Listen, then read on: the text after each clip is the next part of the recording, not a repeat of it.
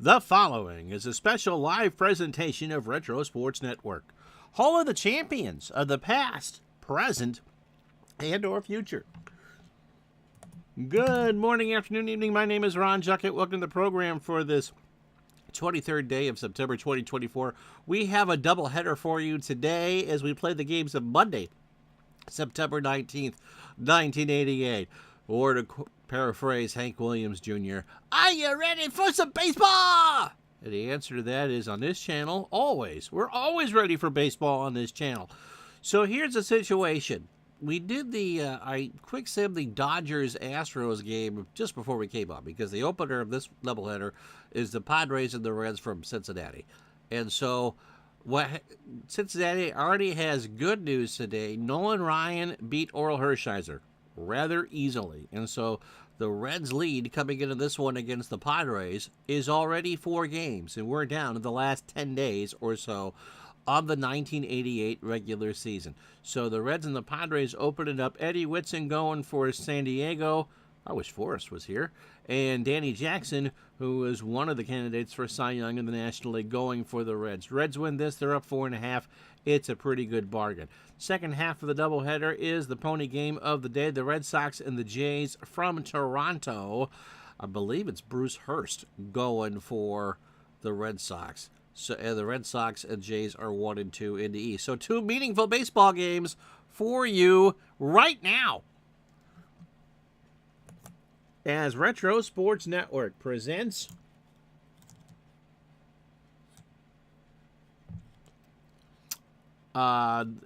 Major League Major League Baseball Replay 1988 tonight from Riverfront Stadium in Cincinnati, Ohio. It is the Cincinnati Reds and the San Diego Padres.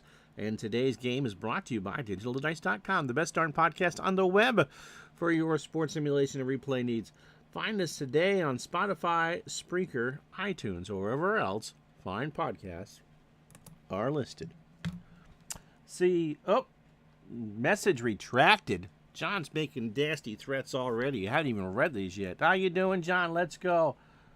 Technical difficulties over there in Vermont. There usually are. It's usually the human operator. Tribe fan, good morning. Last week, both the 88s, the real fall season. Coming right down to the end of it. Funny, I finished up his 84 project, John says, and started finally a long-term stretch. 72 full season replay cards and dice. Only 1 game in. Plus 3 warm-up scrimmages. I'm already itching to get back to baseball.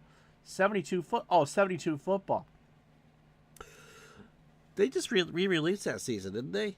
I'd be curious how you doing Forever Remain if the Dolphins go undefeated for you. Anyway, Danny Jackson gets the call for the Reds. He's got 3 starts left, including this one. He's on a 3-game winning streak. He's 26. I wonder what he did to get out of Kansas City so early. Fastball at 88 and a standard pitcher. He leads the National League in ERA with 2.11. He is 18-6 on the year. His 18 wins are second in the National League. He's already thrown more real innings than he did in real life, and his 173 Ks are good for 6th in the NL. His last start, he's coming off back-to-back 5-hit shutouts, one of the Cubs and one of the Dodgers. He's pitched 5 days ago against the Astros. He finally gave up a couple runs in a 3-2 win, 8 innings, 113 pitches, 4 hits, 2 runs, both earned, 3 walks, and 4 strikeouts. Yeah, too bad that Mercury Moore has passed away. 77, wasn't he? Jackson has thrown 269 innings, allowed 211 hits, 74 runs, 63 earned, 14 homers, 84 walks, and 173 strikeouts. Here's a lineup he'll face. Dickie Thorne leads off at short for San Diego. Roberto Alomar at second will bat second. Tony Gwynn in center hits third. Carmelo Martinez in right will clean up. Keith Moreland at first will bat fifth. Benito Santiago behind the plate will go sixth. Randy Reddy in left will bat seventh. Chris Brown isn't cruel at third base. Eddie Whitson on the mound will bat ninth. And Danny Jackson can go as long as his arm can take him. Thawne at 266. 2 triples, and 9 RBI. Defensively for the Reds, Cal Daniels a 4 and a 6 in left, Herm Whittingham a 6 and a 1 in center, and Vern Snyder, never heard of him, it's his first ever game, is a 1 and a 1 in right. I believe it's Lum Harris is a 3 at third. Barry Larkin a 7 at short. Ron Oster a 6 at second. Paul O'Neill a 3 at first. Jeff Reed a 7 and a 4 behind the plate. Jackson is a 7 on the mound. The .954 fielding percentage. As we mentioned, the Astros have beaten the Dodgers already, so the worst the Reds could be is 3.5 in front. Been sitting on John's shelf since its release. I played a handful of games way back when, throwing around the idea of a short season, but you really had the itch to replay the whole gosh darn thing. And every game I've played with the Dolphins, just a handful, they lost every game. You've got to run so much with them. The good thing is you have Zonka, Kick, and Morris. I mean, you can do it. And I think you're probably better off to go with Morrill over Gracie, right? KC in week 1. That's coming off the double overtime game on Christmas Day 71, which I was a month old. So Thawne is ready. Jackson says, enough of this football talk. Let's do this. We start the ball game. Strike 3. Jackson got him on a 1-2 fastball. Whether it is a Chamber of Commerce night in Cincinnati, Shotzi has already done his business around Snyder in right field. 80 degrees, winds blowing right to left at 4. Roberto Alomar at 263, 7 homers and 44 RBI. You would think if things hold the way they are, that Danny Jackson would be a Game 1 starter here in Cincinnati when we get to the postseason. Alomar struck him out again. How about that? A good start. A 1-2 curve got him inside on the black, 2 out. For Tony Gwynn, hitting .313, 9 homers, and 61 RBI. And yes, Eric Davis will play the entire Reds postseason, seeing how far they go. Pitch to Gwynn. There's a base hit into right center. Whittingham will pick it up, and Gwynn is on with a hit. The Padres technically can catch the Reds. They are 79 and 68. This is game 148 for them. This is game 149 for the Reds. They are 87 and 61. Martinez at 251, 18 homers, by the way, and 66 RBI. Jackson throws to O'Neill and Gwynn. Did they pick him off? I think they did. Yep, they throw down to Larkin, and Barry puts the bet tag on to Tony, and that'll do it. So, it's technically, is that a pickoff or a caught steal? In any event, no runs, a hit, nobody left on. San Diego, nothing. Here come the Reds. So here's Eddie Whitson, who was 12 and 6 and had a monster replay, a 3.12 ERA. That's over 6 hits better than real life. He's got 2 starts left after this. This is start number 31. He's 33 years old, fastball at 84. And glad not to be in New York. He pitched against the Giants on the 13th, so 6 days ago, in a 7-2 win, which he did not feature in the decision. 6 innings, 107 pitches, 7 hits, 2 runs, both earned, a home run, a walk, and 6 strikeouts. So in 199 innings, 175 hits, and 179 hits, I was making to see if there was any new chat, and there wasn't. 84 runs, 69 earned, 17 homers. Ed has good control. He has only walked 37 while striking out 115. And this will be the Red lineup. Barry Larkin leads off at short. It's Lenny Harris at third. He'll bat second. And that's actually not a bad choice. Cal Daniels keeping the home fires burning at third. Will bat third and left.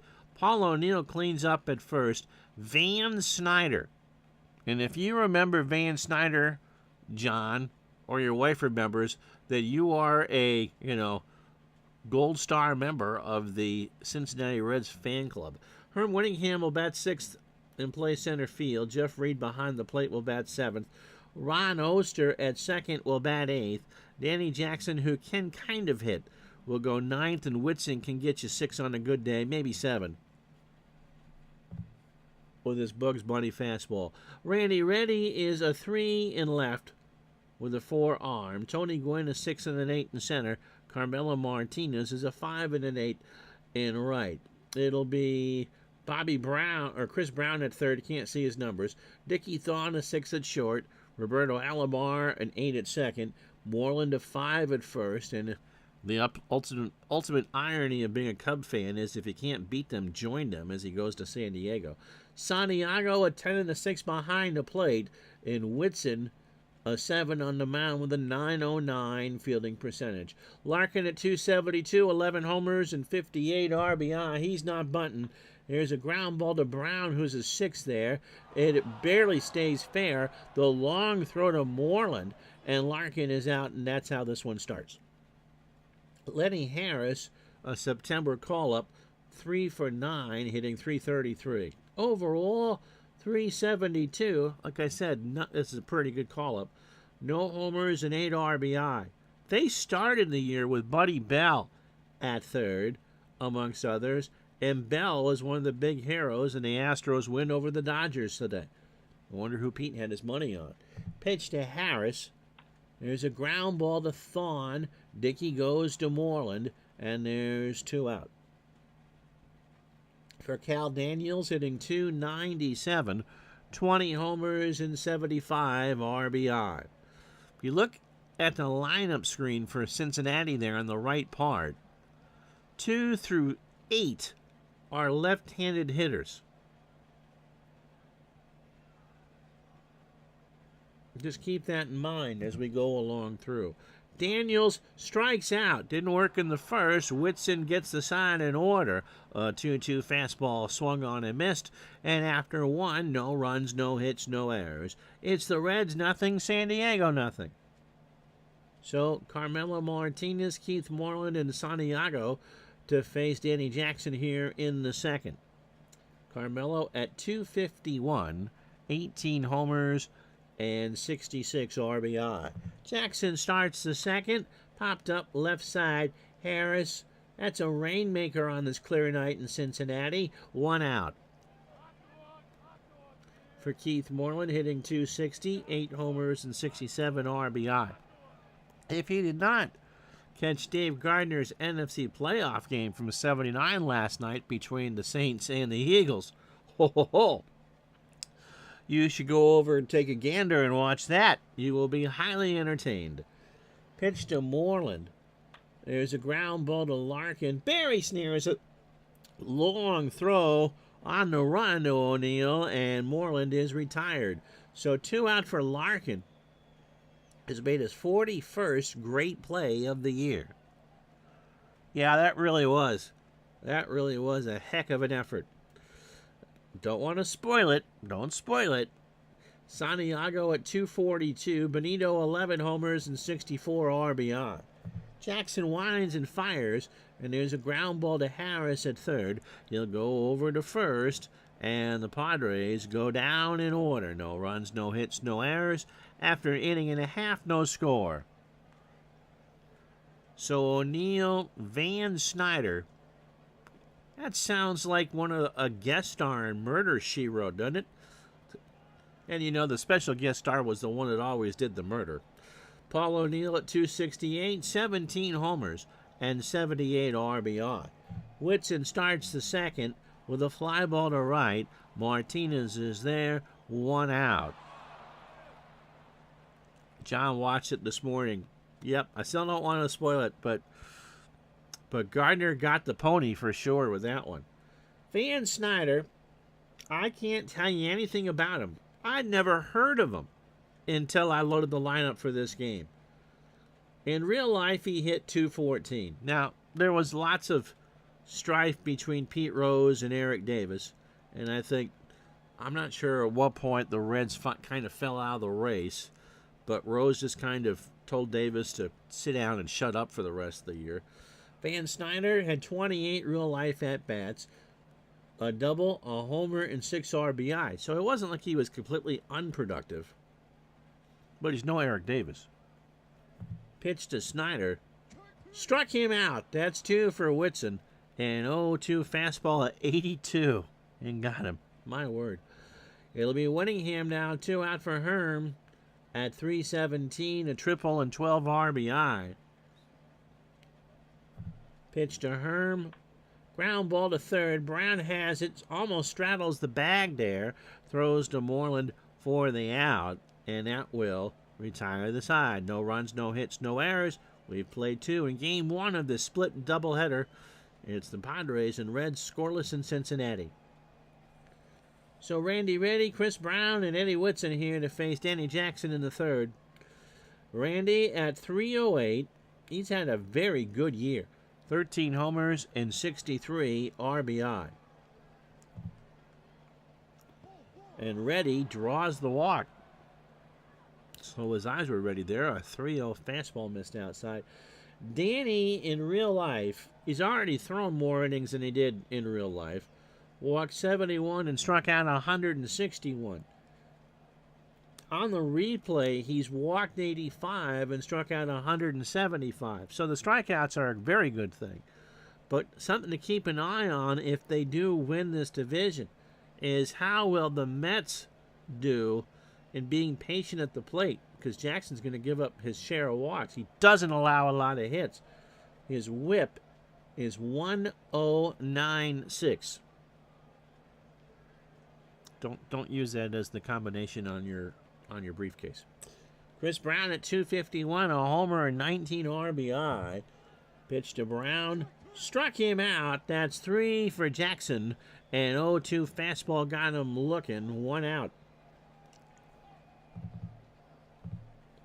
Reds will play for the bunt. Ed Whitson at 150, 3 doubles and 6 RBI. Gus, is that your name? Finished up a Strat Cards and Dice game for the 90 Reds and the 86 Mets. That would be a good matchup, actually. Browning versus Doc. Reds won 5-3. Excuse me, 5-3. Browning was on. Doc, not so much. 85 was... He had a good year at 86, but not like 85. Highlight was Paul O'Neill struck out 4 times. The Reds next meet up with the 90 A's. The 90 Reds, fabulous. Gus is your dog. Okay. I've been calling him by his dog's name. That's not very nice. Pitch to Whitson. There's a slow ground ball to O'Neill. He'll go to Larkin for 1, and Whitson's going to reach on the fielder's choice. So it was not a bunt, and it didn't work for Dickie Thawne, who struck out his first time up. Opening 9 for Danny Jackson. 2 2/3, a hit, a walk, and 3 strikeouts. It's amazing just how productive that dog is. I'm shocked. Pitch to Dickie. There's a ground ball to Harris. He'll go to Oster for the force there, and that'll do it. And so, after an 2.5 here at Riverfront, no runs, no hits, no errors, and there's still no score. Jeff Reed hitting 240 and 7 RBI. I gotta say, my cat is not interested in my gaming. Pitch to Reed. Popped up. High pop up. Brown almost by that outfield line. 1 out. Here's Ron Oster at 275. No homers and 11 RBI. Lace to Brown. 2 out. For Danny Jackson hitting 191 with 3 RBI. If I was playing cards in my dice, your cat would probably love to help you roll the dice. Yeah, she probably would. I'd be afraid that she'd eat one. Struck him out. That's 3 for Whitson, and the Reds are 9 up, 9 down. How about that? After 3, it's the Padres nothing, the Reds nothing. Knowing my luck, it would be the 20-sider, and we'd have to wait a couple days for it to reappear. It'll be Alomar, Gwynn, and Martinez to face Jackson here in the fourth. Robbie struck out his first time up. Ground ball left side, base hit. So Harris, again, he pretty much in there for his bat. Does not make a good play in his first day. That picture of him kind of makes him look like Frank Thomas, doesn't it? Tony Gwynn has the other hit. He singled his first time up. Larkin into foul territory by the Padre dugout, makes the catch one away for Carmelo Martinez, who's 0 for 1. And that's in the left field. Daniels runs back in the corner, and Cal will make the catch. Now, we've had the cat on Prentice alone for a while because she has some issues and she's older and all that. And she has discovered in the last few months, as Keith Moreland is 0 for 1, that Daddy's food smells and tastes good. And so she has stolen Doritos from her mother, and she has stolen Ruffles from her father. Pitch to Moreland. In the right field, Snyder, this should be an adventure and a half, will make the catch, and that'll do. No runs, a hit, no errors. My goodness, we're not even at noontime yet here, and we're 3.5 done. No score.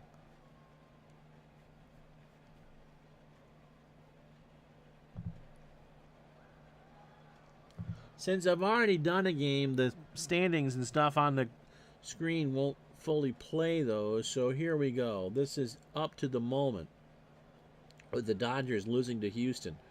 So in the National League East, it's a Mets world, and we're allowed to live in it. They have won that division so easily. In the West, the Reds lead the Dodgers by 4. Magic number coming into this game is 10.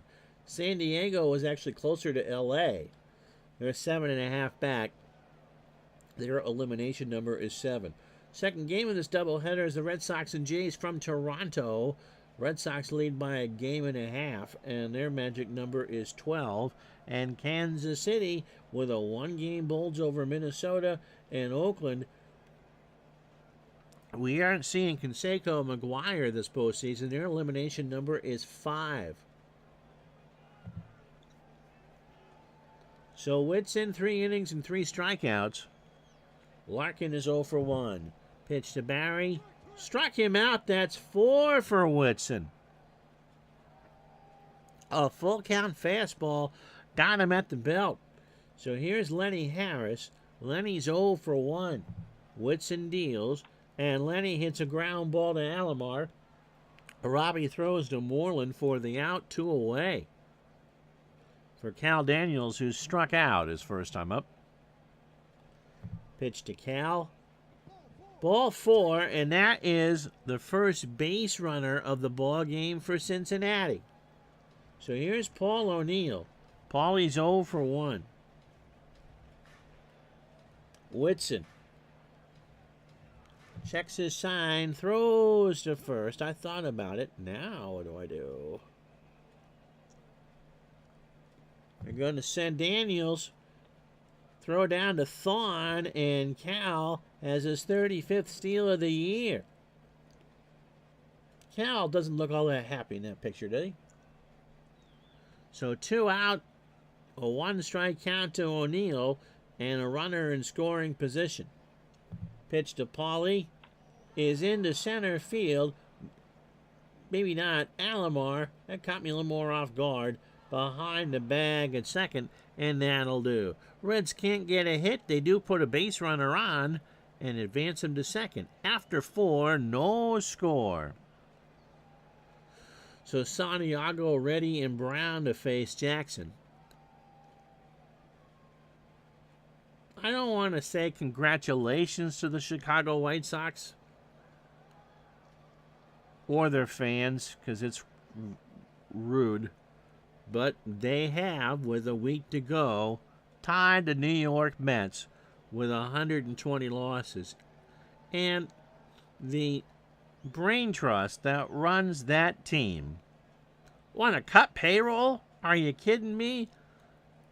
Pitch to Santiago, is in the left center field. Well hit. Whittingham running a long run to the wall and makes the catch. He crashes in the wall and he's hurt.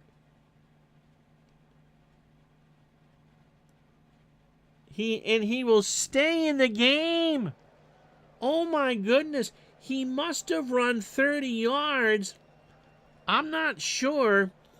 That wall is padded, but it's not necessarily permanent because remember the Bengals play here, and he smashed right into it. He jammed his shoulder right in the wall and held onto it. 1 out. Yeah, I think Major League Baseball does need to investigate if they do the same crap fest next year. How many millions of dollars in revenue sharing do the Chicago White Sox get? Randy Reddy walked his first time up. Pitch to Randy. Ground ball to Larkin. Barry has it. Throws to O'Neill for the out. Whittingham still airing out that arm like he's going to quarterback for the Bengals. 2 out for Chris Brown, who struck out his first time up. Jackson deals. Brown right back up the box, throws to first. My goodness, in 26 minutes, you're getting your first commercial. Halfway home, game 1. What's been a doozy? It's the Padres nothing, the Reds nothing.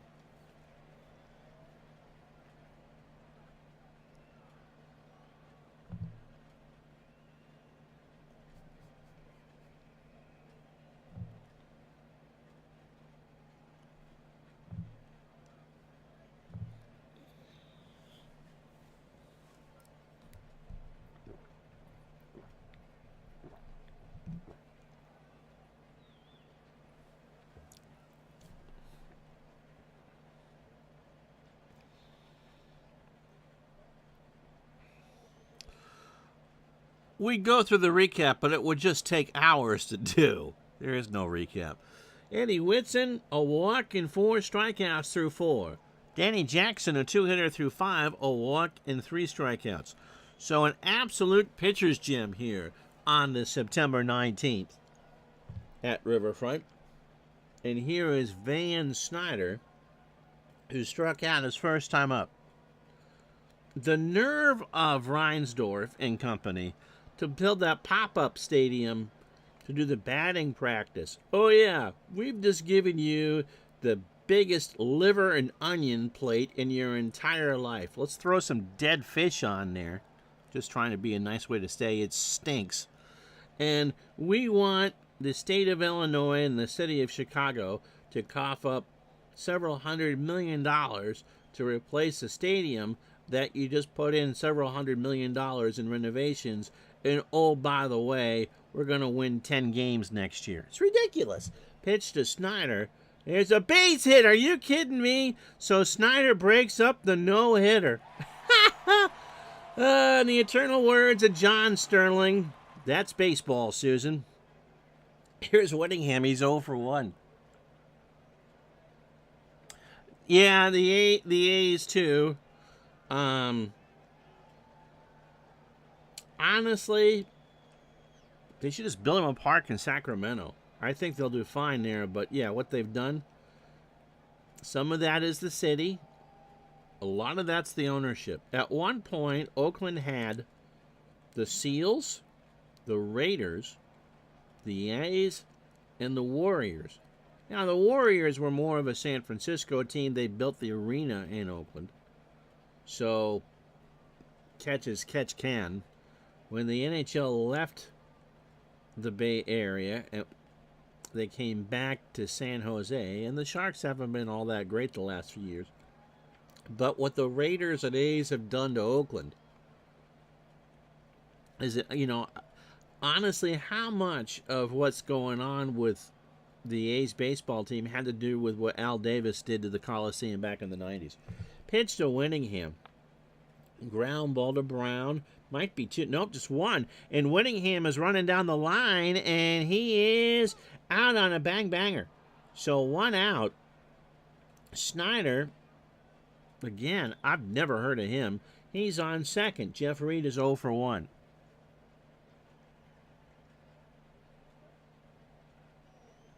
what White Sox fans might do.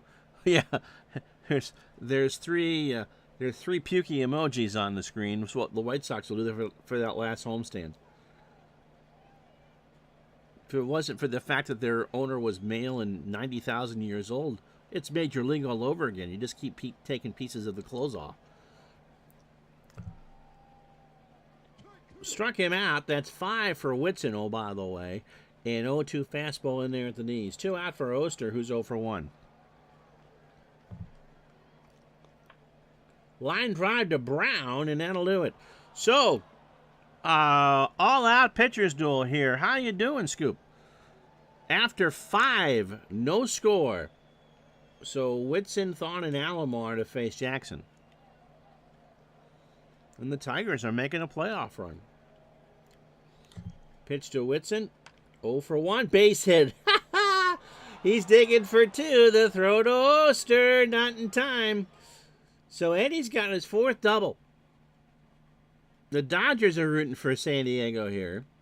Dickie Thon 0 for 2 with a K. Jackson, 5 innings, 59 pitches, 18 batters, 3 hits, a walk, and 3 strikeouts.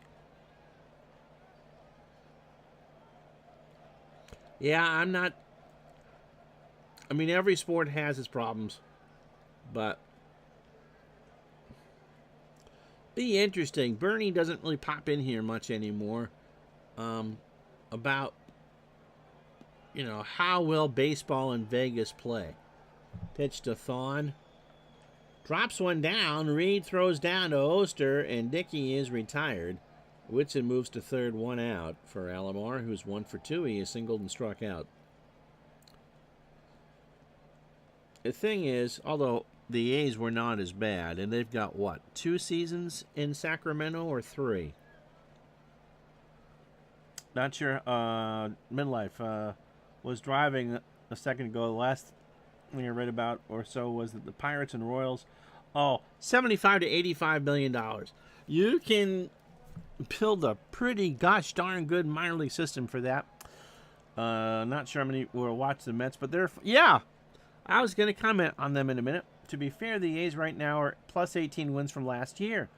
You could do worse than the 50 wins. So that's good. You know, at least they're being competitive, and maybe by the time they move to Vegas, they'll actually be good.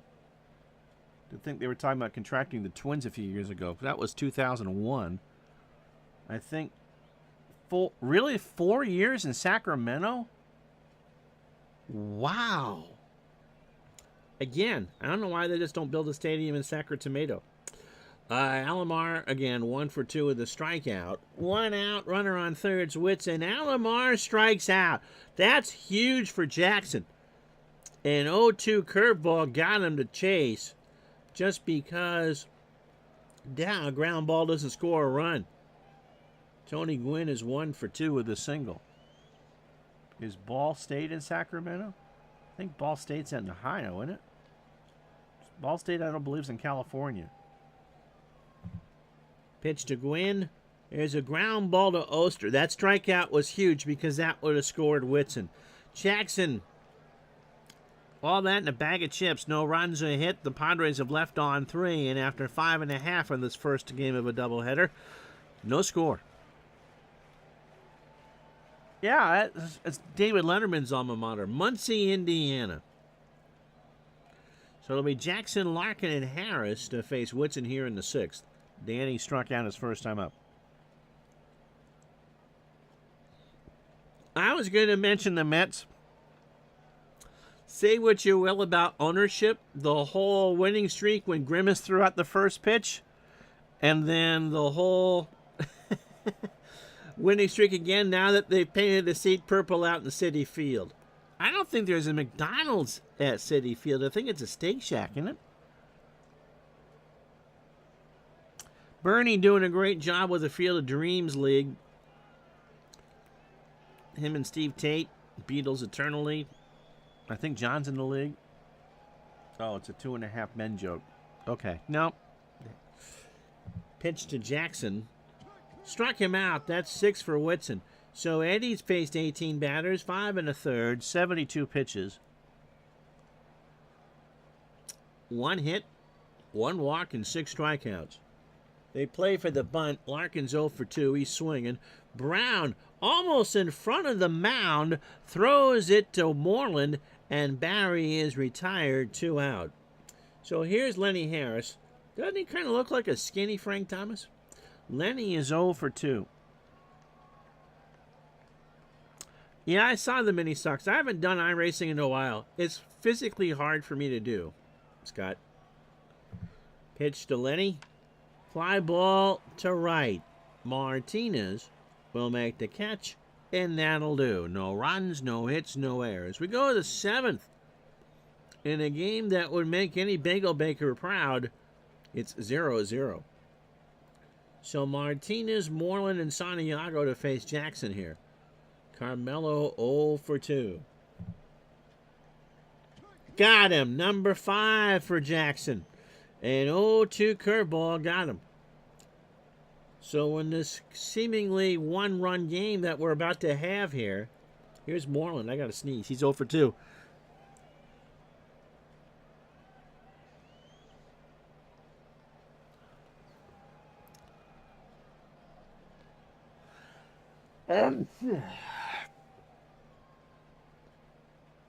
Thing with the street stocks in that game, when I've tried to drive, is that the short tracks just kill me. It's just so much motion. I understand that short track racing is the backbone of how people get into racing, but Diaz tried really hard to blow that game last night versus the Mets for your Reds. I can tell you going into the postseason it's bound to be tight. I can only hope. I would think that the Reds are going to match up pretty well against the Mets. Marvell Wynn is going to pinch hit here. If that's the case, and I'll tell you why in a second. It's a good choice. He's hit 2 solo homers and hitting .279. Overall, 268, 10 homers, and 33 RBI. You've got Browning and Jackson in that rotation. And that's going to match up well against Gooden, and I imagine Darling would be number 2. Pitch to Win. There's a fly ball to right. Back goes Snyder, and he's got it. 2 out. It's Dave Stegman all over again. Here's Santiago. He's 0 for 2. Is hockey up next? No. Red Sox and Jays are next. Following this one, unless this one goes to 12:30 or 1 o'clock. Santiago was 0 for 2. Jackson deals. And that's punched past O'Neill into right, and Snyder throws it back in. Obviously, computer games don't necessarily mimic real-life personality. So with Eric Davis in the fold and Paul O'Neill in right and Nick Kasaski at first, that's a pretty good Reds lineup.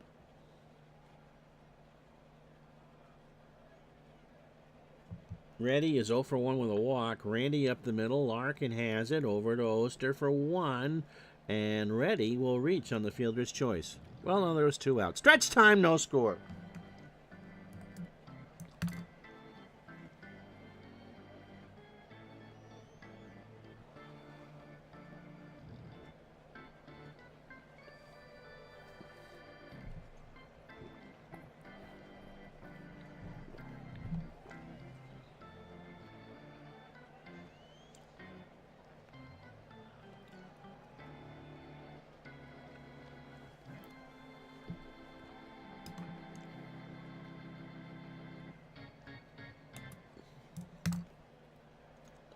I'll pick it up. Mr. Wolf is asking if I'm getting the new Strat computer hockey game, and I'm going to pick it up Friday when the wifey gets the big paycheck. Cal Daniels is walked and struck out, and we'll do something for Mr. Goodrow with it.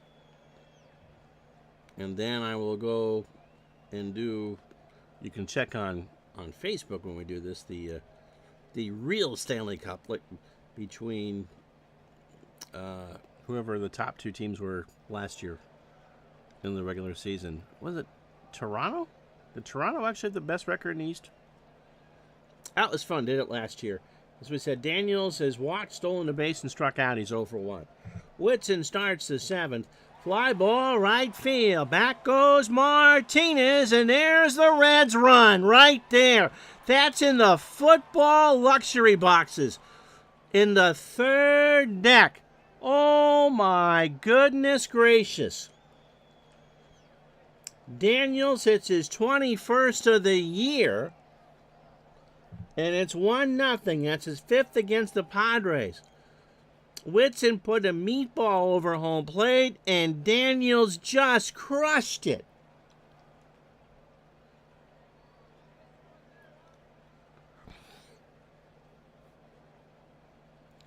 So, yeah, Tribe Fan says, if you buy the card set, which I don't do, they will give you a PDF, not a Word doc, but a PDF that,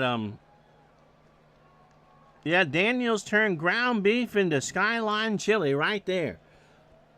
They'll give you a PDF of all the players they didn't card. I'm assuming that you have to buy the extra cards to do that, but so you will have everyone, if you just do the cards and dice, you'll have the same access as you do to the computer. Paul O'Neill is 0 for 2. To answer my earlier question, Danny Jackson was a victim of the Royals cutting salary. Okay.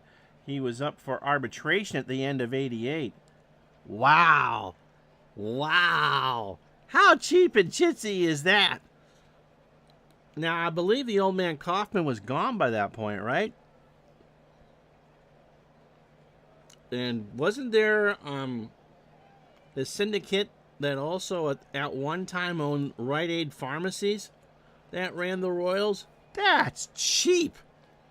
So Danny Jackson has a little extra incentive to give a, now that would be an interesting World Series because the Royals are in first in the West. So if it's the Reds and the Royals, you imagine Danny Jackson going back to Kansas City and telling them in no uncertain terms to, quote, Ralph Malph to sit on it? Pitch to O'Neill. That's a ground ball base hit right side. Nelson is at first. He's a 5. He's in there for Moreland, who was also a 5. So the Reds have strung together a couple of hits here. Here's Van Snyder. He has singled and struck out. He's 1 for 2. Base hit right center field. They have gotten to Whitson here in the 7th. O'Neill isn't going to go to 3rd. So first and second, still nobody out. And that'll do it for Whitson. Mark Grant will come in. So Whitson fell off a cliff in a hurry. Grant, 25 years old, fastball at 90. He is 4-7 with a 4.62 ERA. He made 11 starts, all of which he tells Don Orsillo about on a nightly basis on television in San Diego.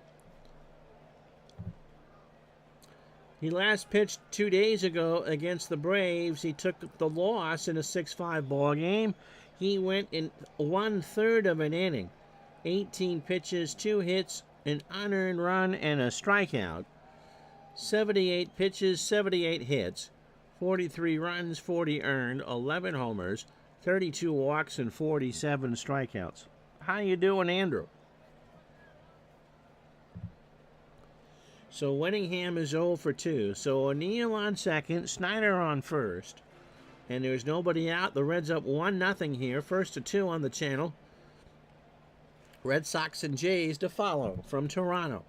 Winningham up the middle. Should be 2. Thon eats it. They don't get anybody. And you got to think here in Cincinnati, you got to believe, to borrow a phrase from Tug McGraw,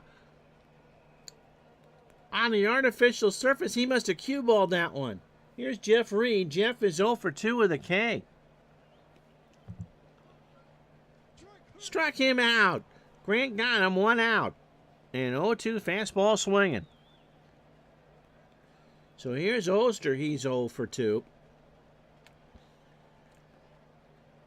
That would make, John, a very interesting storyline if the Reds and Royals get to the World Series.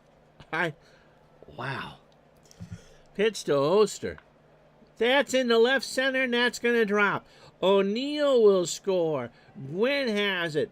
And Snyder does the right thing and holds at third. One out for Danny Jackson, who's now been given a 2-run lead. Yeah, hit like a rock. Danny has struck out twice, 1 out.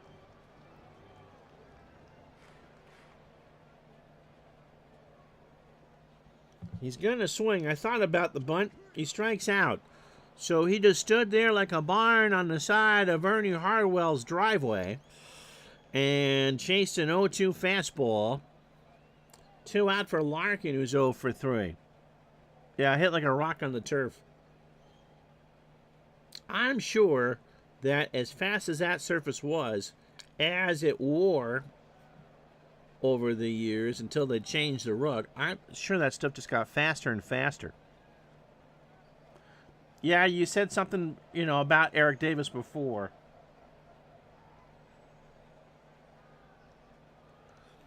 He's going to get his postseason here, you would think. Larkin and ground ball to Thon. Dickey goes to Alomar for the out there, and I think that's 3, isn't it? It is. But the Reds, 2 runs, 5 hits, no errors. They chase Eddie Whitson. It's Brown, Reggie Jefferson, I believe, is in the left, and Dickey Thon. So they double switched, and we go to the top of the 8th, 2-0 Reds. Brown is 0 for 2 with a K. Jackson deals to Larkin, and Barry's gonna not play it. Is that an error or a hit? No, that's an error. That caught his glove wrong. So Chris Brown, who has my speed, is on. And Stan Jefferson. So they did the double switch with Grant. Stan at 189, 5 triples. A homer, 9 RBI. Jackson deals. Struck him out. That's 6 for Danny. A 1-2 changeup for Dickey Thon, who's 0 for 2 with a K. 27 batters for Jackson. 91 pitches. 7 1/3. 4 hits, a walk, and 6 strikeouts. Mr. Scoop, if you're still here, the Tigers are still in it. In my replay. Pitch to Thon. Got him! 7 for Jackson. An 0-2 curve got him. We have talked about in prior streams whether Jackson would have been the Cy Young Award if it wasn't for Orel Hershiser. He's not going to win 23, but that 205 that he's got on the board leads the National League, and he is 4 outs away from his 19th win. Pitch to Alomar. Gets away from Reed, and even Brown can take an extra base on the wild pitch. So Robbie 1 for 3. He has singled and struck out twice.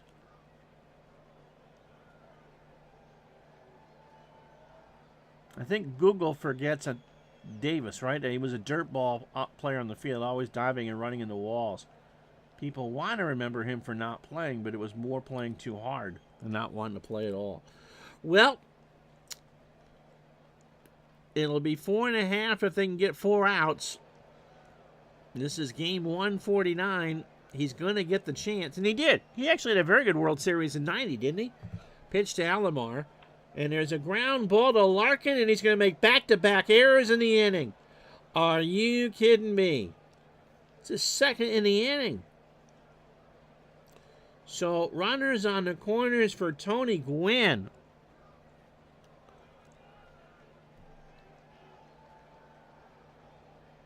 They can't. Wow. And they're going to go with Rob Murphy. Dibble's tired. Rio's tired. Williams is tired. St. Clair is tired. Ron Robinson's tired. John Franco's tired. What the hell happened yesterday?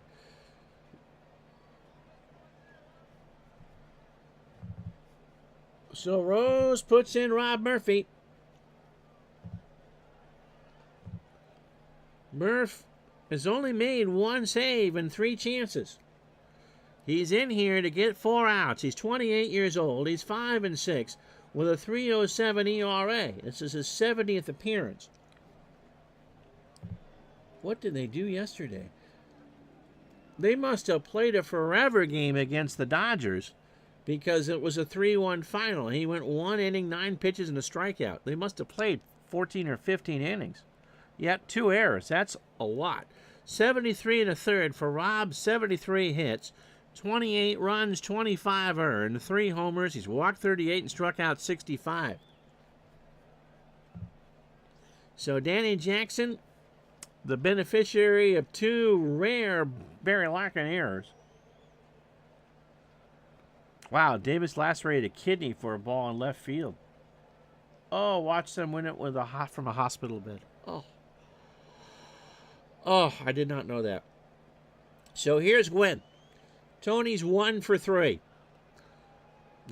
And he is the go-ahead run at the plate. The Reds 2, the Padres nothing. Murphy deals. Base hit right field. Brown will score. Alomar with good speed. He's going to run on Snyder's arm. And again, it's runners on the corners. And Alomar is a tying run.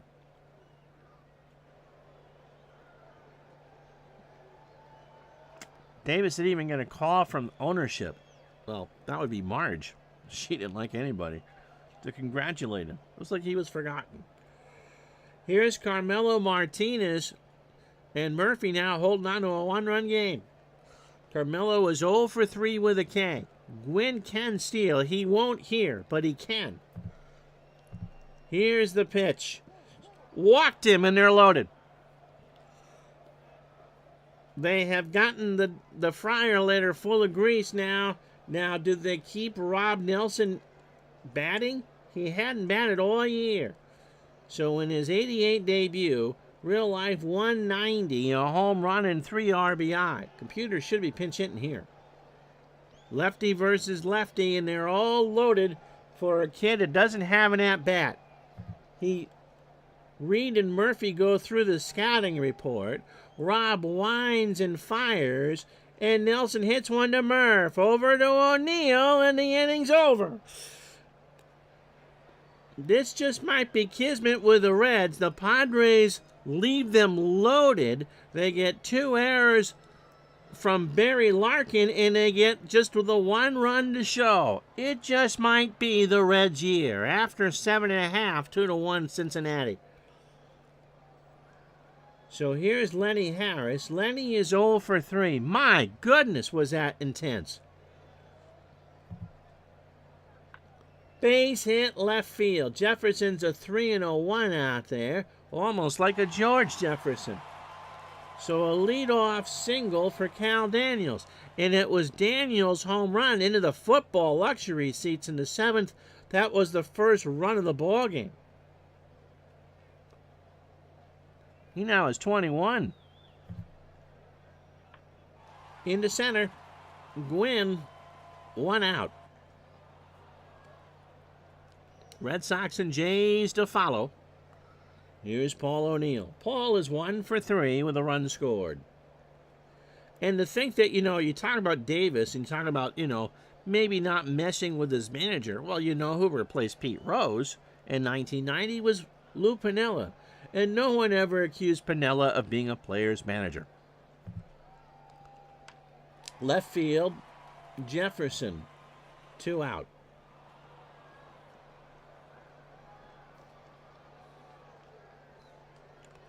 For Van Snyder, 2 for 3. Who can hit a righty? Speak of the devil. Here is Eric Davis as a pinch hitter hitting .214, a home run, and 5 RBI. Overall, .299. He's an MVP candidate, 31 homers and 112 RBI. Get a hold of one here and give the Reds a couple insurance runs. Grant throws over to first, and Harris is back. Harris is going to go. Santiago throws down to Alomar, and Harris has his first major league steal. So now that runner's in scoring position. Then you got Whittingham on deck. So will the computer even pitch to Eric Davis? He's got a 1-strike count. They're not pitching to him. So Davis will take the pinch hit walk, winning him out.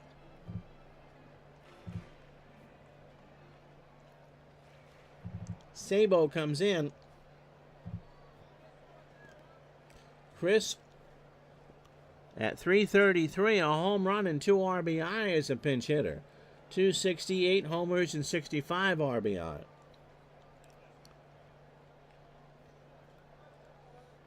So the Reds trying to build something here in the 8th. 2 out.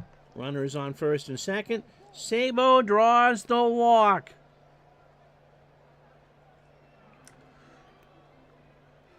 Harris actually had good speed.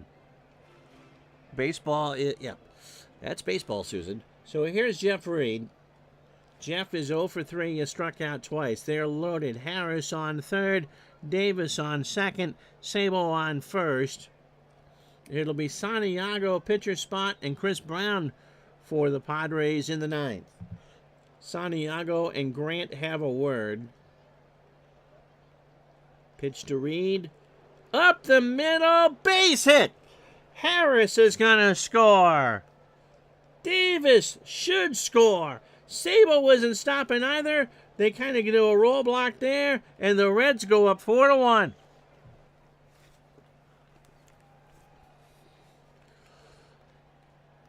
For Ron Oster, who was 1 for 3, and you don't want Oster to get a hit because Rob Murphy's going to have to hit. If that's the case, my goodness. The Reds again have a 3-run lead. Pitch to Oster. Struck him out, and on cue we go to the 9th. The Reds, 2 runs, 2 hits, no errors. Rob Murphy 3 outs away from their 88th win.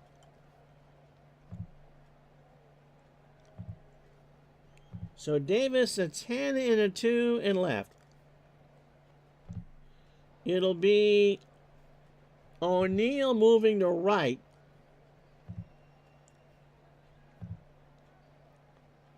And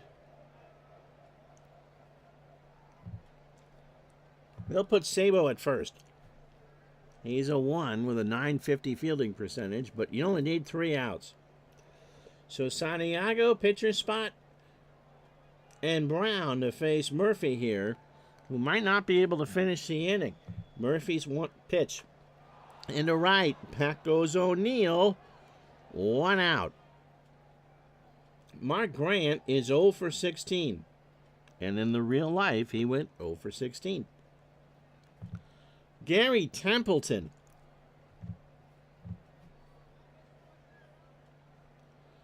Only 32. And at the top of Whitey Herzog's Christmas card list. As a pinch hitter, 254. I'm sorry, hitting 067. Overall, 254, 2 homers, and 36 RBI. Marge shot and the dog were happy. Why? There was a sale on Winston's at the Wawa. Pitch to Templeton, 1 out. Ground ball to Harris. Lenny has it over to Sabo. Chris remembers to keep a foot on the bag, and last chance saloon for the Padres is Chris Brown. He is 0 for 3 with a strikeout and a run scored. Red Sox and Jays to follow. Murph's pitch. That's a base hit in the left, and so Brown is on. I should have replaced Harris and not my first baseman. So Lenny, not a great fielder. Stan Jefferson is 0 for 1. He struck out. Brown has no speed. Murphy, for the moment, will stay in. Templeton, the man who gave the bird to San Diego fans. Gary was a happy player. Murph deals. Ground ball to Sabo, and he stabs it, steps on the bag, and the Reds' lead is 4.5. In 3 fake hours, they have beaten the Padres to go to 88 and 61. If Templeton wasn't starting, he was departing. So 4 runs, 8 hits, and 2 Barry Larkin errors for the Reds. They left on 7. The Padres, a run on 6 hits, no errors, and they left on 8. Danny Jackson is going to be your digital, not Cal Daniels, and that monster home run would set the chain going because Ed Whitson was dealing as your digital dice MVP. Jackson goes to 19-6, 7 2/3, 4 hits, an unearned run, a walk, and 7 strikeouts. Rob Murphy, who is not their closer, got 4 outs, 2 hits and a walk, and didn't give up anything. Eddie Whitson pitched well, 6 innings, 4 hits, 2 runs, both earned. The monster shot to Davis, a walk, and 6 strikeouts. Mark Grant did not pitch well, 2 innings, 4 hits, both the runs earned. He walked 2 and struck out 3. So we'll get set up for game 2. The Reds' magic number is now 9. So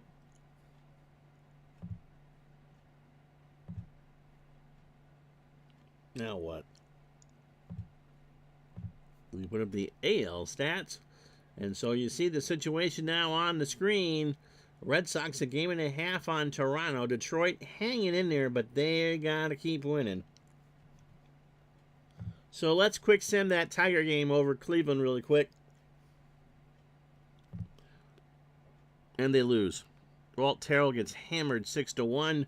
Corey Snyder hits his 25th and drives in 3.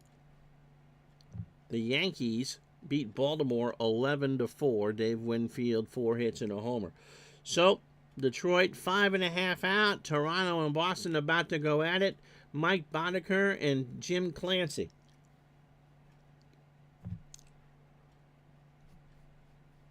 Now remember, I play the Red Sox.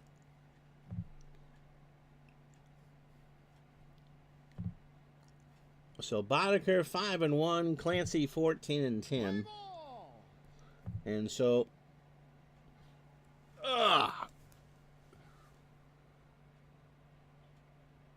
you two, thanks for stopping in. All right. You're going to get a commercial. I need a minute. As soon as I can find the right spot.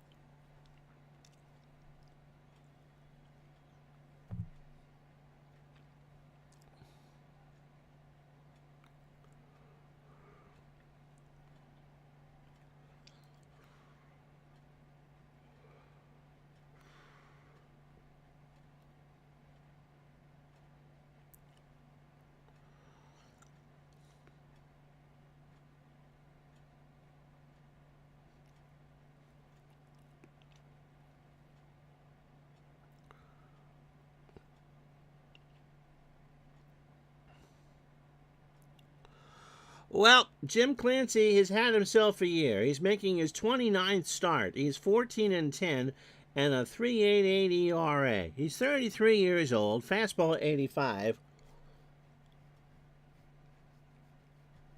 And he's kind of a Pac-Man pitcher because he just kind of gobbles up innings. He faced the Tigers 5 days ago in an 8-1 win. I think we did that game. 7 1/3, 112 pitches, 8 hits, a run it was earned, and struck out 2. 190 innings, 195 hits, 88 runs, 82 earned. He's given up 23 homers. He's walked only 46 and struck out 106.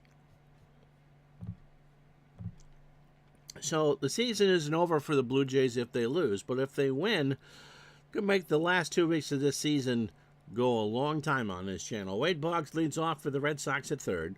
Marty Barrett at second will bat second. Ellis Burks in center goes third. Mike Greenwell cleans up in left. Todd B is in the chat, and he's playing right field and batting fifth. Jim Rice, the DH, will go sixth. Larry Parrish at first will bat seventh.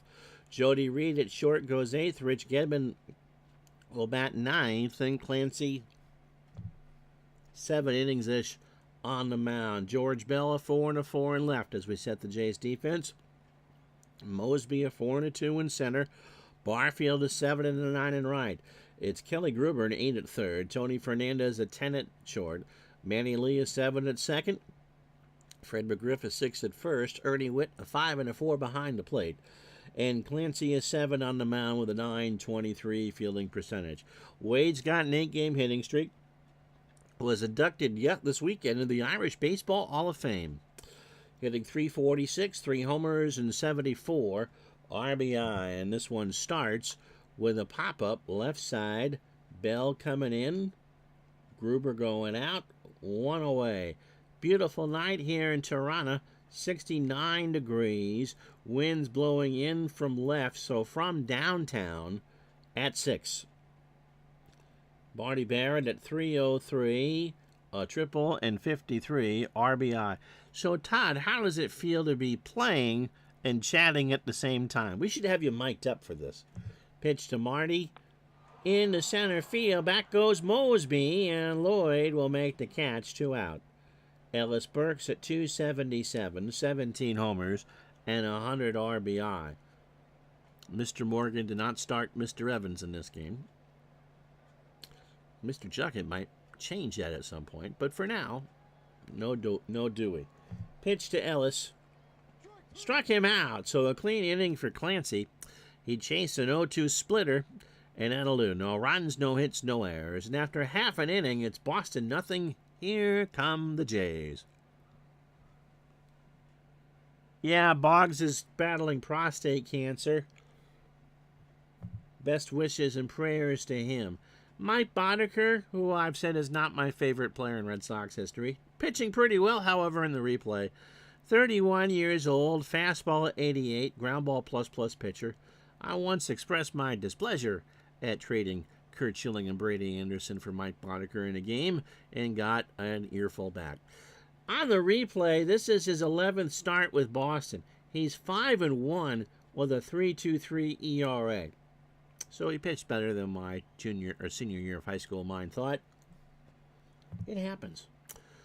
Last start came against his old friends in Baltimore. 6-2 win on the 14th. So 5 days rest, 5 2/3, 88 pitches, 5 innings, a solo homer, and 6 strikeouts. It's actually probably his best start since coming over from Baltimore at the deadline. However, 61 in the 3rd innings, 79 hits, 28 runs, 22 earned. He has given up 3 homers. He's walked 20 and struck out 43. Despite the fact that he gets hit hard, his earned run average outside of his first start against Milwaukee has been under 4. Tony Fernandez leads off at short for the Jays. Lloyd Mosby will bat second and center. Ernie Witt behind the plate will go third. Ernie, I've learned from 85 and 88, never got to do, at least on this side of the border, for what he was able to do for the Jays. George Bell cleans up and left. Fred McGriff will bat 5th and play first. Rance Mullinax is your DH today. He'll go 6th. Jesse Barfield in right will bat 7th. Kelly Gruber at 3rd will bat 8th. And again, growing up in New England, Kelly Gruber was one of those players that you went, oh, we're facing him tonight? Yeah, he's good. Manuel Lee at 2nd will bat 9th, and Boddicker can give you 7 on a good day. Defensively for Boston, Mike Greenwell a 5 and a 3 in left. Ellis Burks a 7 and a 5 in center. Todd B is a 2 and a 3 in right, which I think would be fitting for Todd B. Yeah, I think that was pretty much my argument with Mike Boddicker, was he reminded me too much of Mike Torres. Don't make Ronnie cry. Wade Boggs a 7 at 3rd. Jody Reed a 3 at short. Marty Barrett a 5 at 2nd. Larry Parrish a 2 at 1st. Gedman an 8 and a 7 behind the plate. Boddicker not a bad fielder. He's a 6 with a 1,000 fielding percentage. Fernandez stepping in at 285, 6 homers and 60 RBI. And yep, I'm playing the Sox. Pitch to Fernandez is right back to Boddicker, third base side of the rubber, over to Parrish, and 1 out. So here's Mosby, Lloyd at 225, 4 homers and 45 RBI. Pitch from Boddicker. Ground ball to Reed.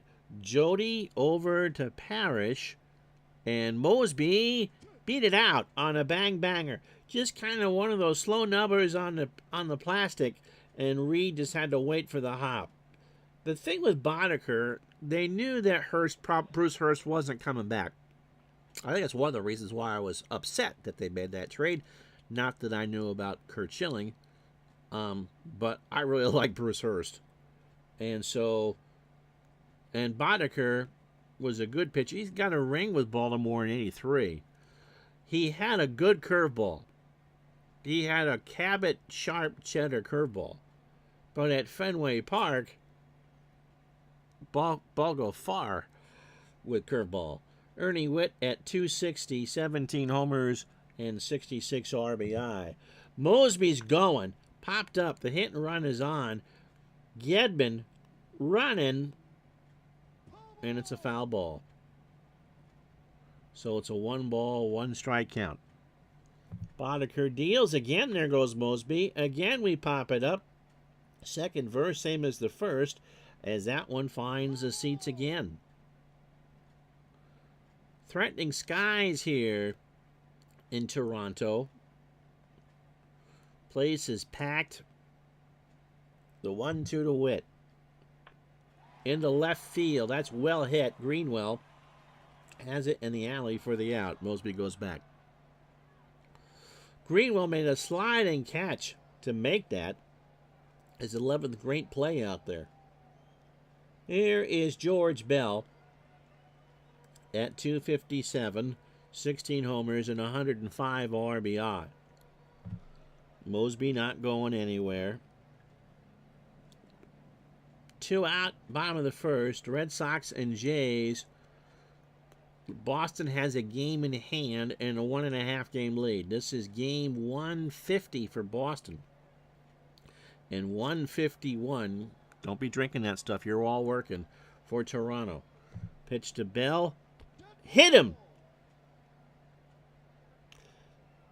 2 out. Fastball that got him in the ribs. For Fred McGriff, who is hitting .289, 33 homers, and 92 RBI. Gedman out of breath, yeah, from that running.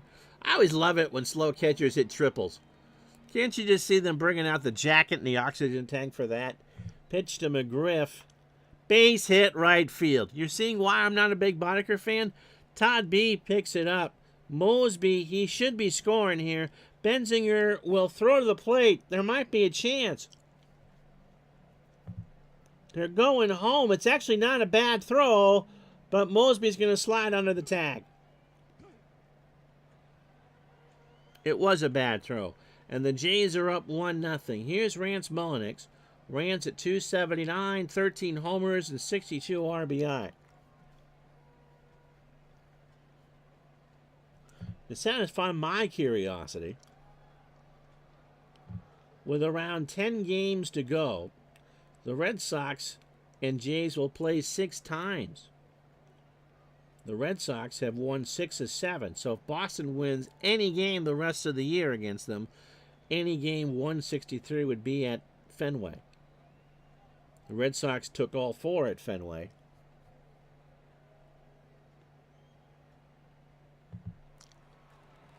And 2 out of 3 here. Mulliniks, as we told you, at the plate, first and second. Ground ball to Reed. Jody goes to Barrett, and that'll do it. Blue Jays get a run on 2 hits, and they leave on 2. And after 1, Toronto 1, Boston nothing. So Greenwell, Benzinger, and Rice to face Clancy here in the second. Yep. Rice is going deep. I would hope so. Jimmy the Greek says so. Pitch to Greenwell. Ground ball to Fernandez. Tony has it over to McGriff for the out. And that right there is the big ace in the hole the Blue Jays didn't have the last week of '87 is Tony Fernandez. Don't discount that coming down the stretch. He is, he's not Ozzie Smith, but he's close. Todd B hitting .271, 10 homers, and 53 RBI. Wearing George Hendricks' number out there. Right field, Barfield, 2 out. For Jim Ed hitting .264, 16 homers, and 83 RBI. And Baseball R Us has a 4.2% chance of being right. High fly ball, left center field. Back goes Mosby. Makes the catch against the base of the wall. That was as close as you've come with any of those. Red Sox go in order, and after 1.5, it's 1-0 Toronto. So Barfield, Gruber in the lead to face Boddicker. Jesse at 235, 17 homers, and 58 RBI. Hendrick should have had a question mark instead of a number. Can you imagine Keith Jackson calling games on ABC, and in the booth he's got Howard Cosell with baseball demos and Todd B. You didn't factor in the wind blowing in from left and 6. Yeah. Pitch to Barfield. Fly ball, left field. Greenwell, 1 out. Here's Gruber. Kelly at 314. That's Pat. 16 homers and 75 RBI. Boddicker's pitch. Popped up. Gedman again to the screen. That's a rainmaker up there.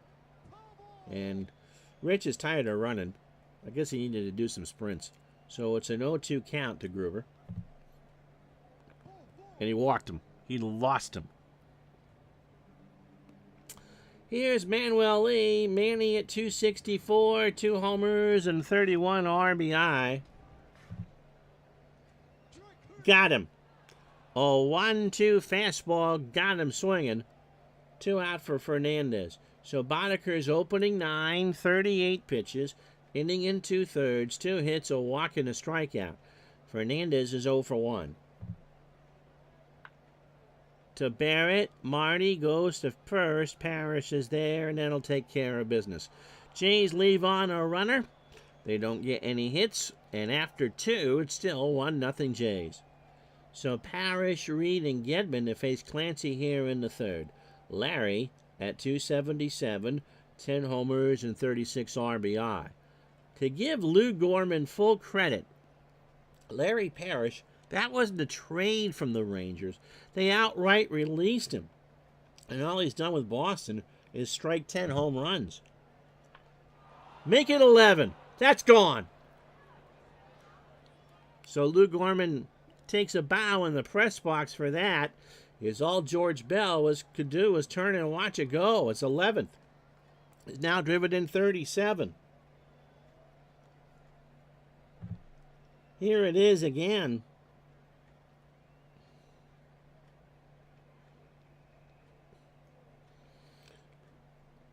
So a 1-1 tie.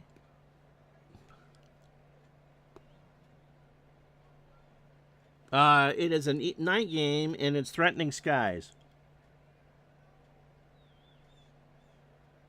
Can you get a number over 99 in baseball? I don't know.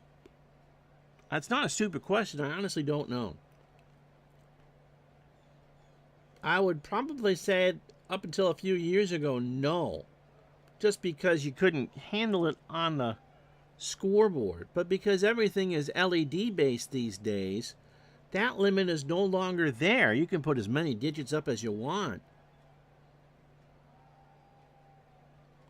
So, as a matter of practicality, no. But at this point, there isn't any reason why you couldn't. Jody Reed at 298 and 30 RBI. Up the middle, base hit. So the Red Sox are timing Clancy a bit better. Here's Gedman at 251, 9 homers and 37 RBI. Got him. An 0-2 curve got him to chase, 1 out for Boggs. So Clancy, opening 9, 37 pitches, 2 1/3, 2 hits, the home run to Parrish, and 2 strikeouts. Boggs is 0 for 1. Ground ball to Lee. They might get 2 here. Fernandez for 1, and Boggs with his... Oh, Fernandez is hurt. I think Reed slid into his ankle. He took him out. Now remember, it's all same-day injuries. There's no long-term ones in these replays unless you did it in real life. So Fernandez will just kind of walk it off. For Marty Barrett is 0 for 1 and sitting on a 13-game hitting streak. Would the number 666 be allowed if 3 digits were allowed? No. I meant just like you can't be named number 69 now. I can't imagine that they would even allow someone to have 420. Pitch to Barrett. Marty grounds it foul, first base side, and someone from Mississauga made that play. Count is full. Clancy deals. And there's a fly ball to right. Barfield going back, but he'll make the catch.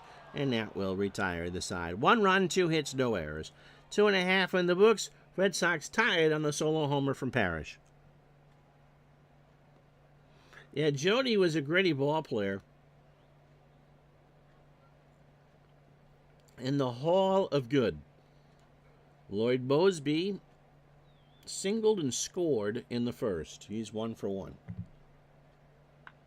He'll single again, this time to Todd B. and right. Mosby's going to go for it.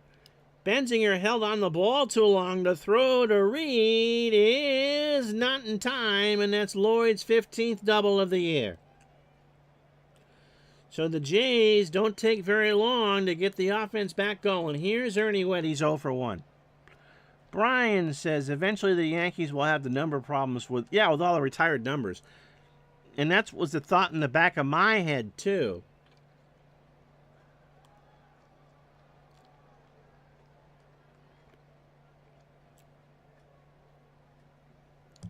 Pitch to Witt to first. Parrish takes it himself. Mosby moves on to third. 1 out for Bell. George was hit by a pitch his first time up. Base hit left side. Mosby gives the Jays the lead. Who was it that said that Boddicker was Torres? Such an apt description. Here's Fred McGriff. Fred singled and drove home a run his first time up. This is a good Jays team. This is not an easy one for the Red Sox. Bell on first. Right back to Boddicker. Barrett for 1 and Parrish for 2. And so when the ground ball works, it works well. It's a 1-4-3 double play. The Blue Jays, however, get a run in on 2 hits and no errors. We go to the 4th, 2-1 Toronto. So Burks, Greenwell, and Benzinger. Ellis struck out his first time up. In the left center, Mosby. 1 out for Mike Greenwell, 0 for 1. No game tomorrow. And what we're doing, I believe we've got these 2 teams on for Wednesday on Wednesday. No doubleheader. And then we'll figure out where we're going from there. Pitch to Greenwell. Base hit right center field. Barfield will pick it up. Celtics have the same problem with retired numbers. Greenwell is going to try for 2. Going to run on Barfield's arm, and Mike has his 36th double of the year.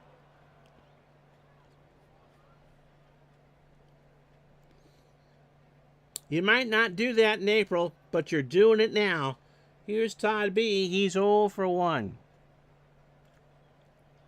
And the White Sox won't ever have a number problem. Is the fire alarm work complete? Yes. Yep, they even took out the old system in the old box.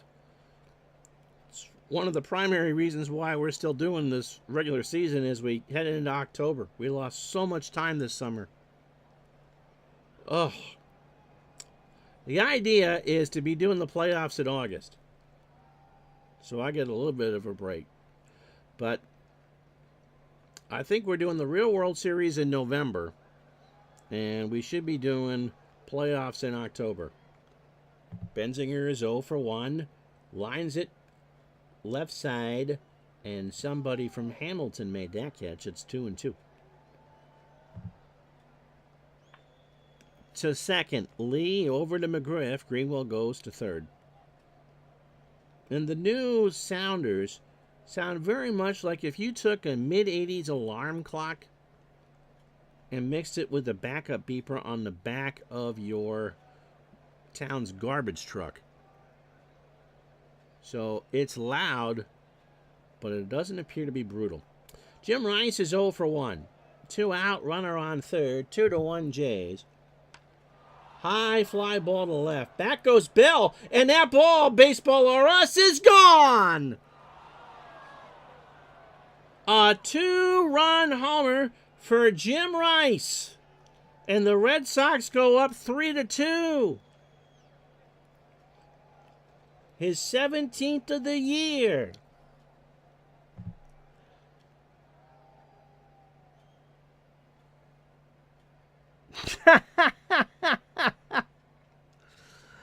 Oh, goodness gracious. Buffy St. Marie. Jim Rice homers.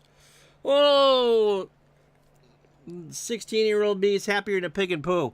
Icorn available? Yes. Oh, he's your son's present private coach. Yep, he's pitching this replay. Todd B, it's 56.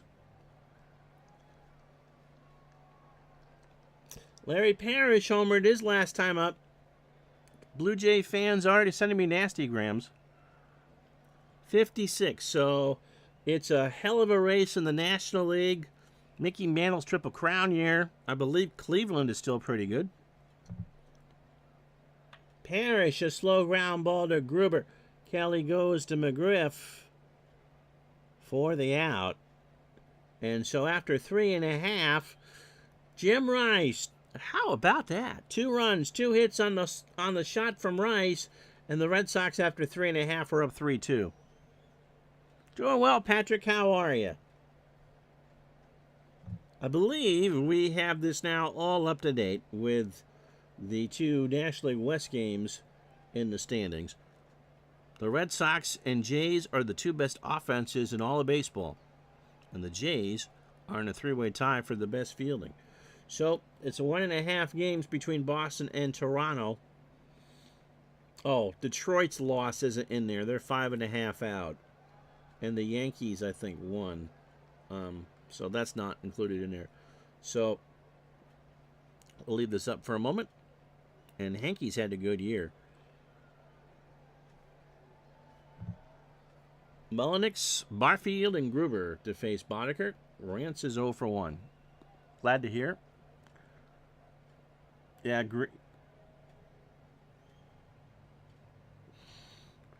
Laces out Dan, huh? Yeah, Greenwell's had a monster year. Pitched to Mullenix. Walked him.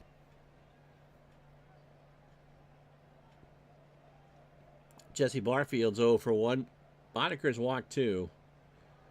Again, you know, he can keep the ball on the ground. He's pretty good. Mullenix not a threat to steal. Barfield strikes out. Full count fastball. I think Barfield was looking for a curve, and Mike gave him the cheese. Here's Kelly Gruber. He walked his first time up. Tying run on, 1 out, bottom of the 4th. Gruber, Boddicker, first base side of the rubber. They might get 2. Barrett for 1. Parrish for 2. I might not be Mike Boddicker's best friend, but he's a pretty good fielder. That's the second double play in this game he's turned. No runs, no hits, no errors. We go to the 5th at Exhibition Stadium, 3-2 Boston. So Reed, Gedman, and Boggs to face Clancy here in the 5th. Jody is 0 for 1. Icorn's 86 season for Toronto was epic. Yep, couldn't hit the waffle ball like delivery. How do I do this?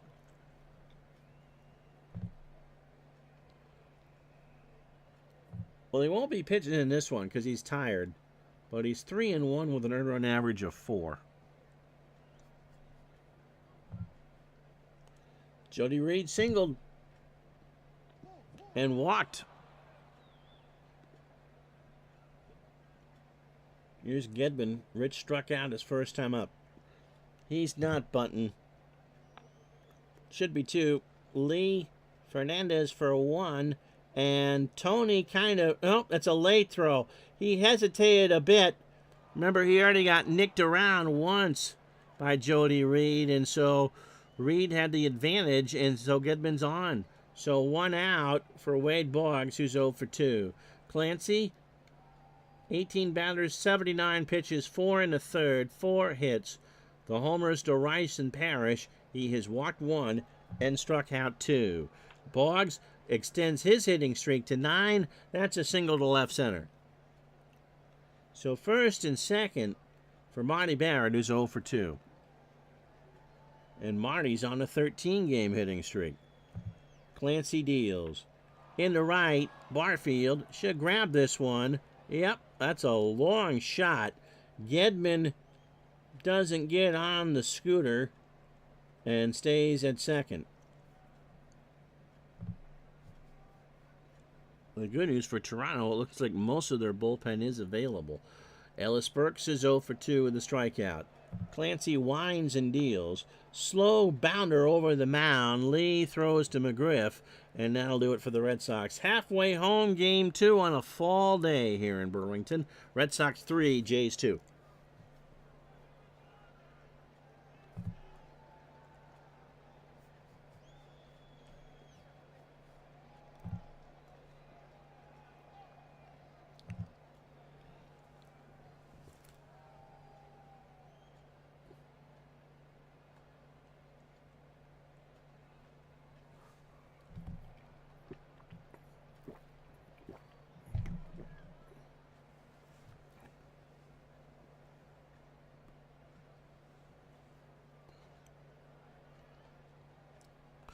Oh, you joined us late. The Reds have made a huge statement in their drive to win the National League West. They beat the Padres this afternoon. I think 4-2 was the final, 4-1. Rob Murphy coming in to get the 5-out save. He did great. In this one, Red Sox lead the Jays 3-2.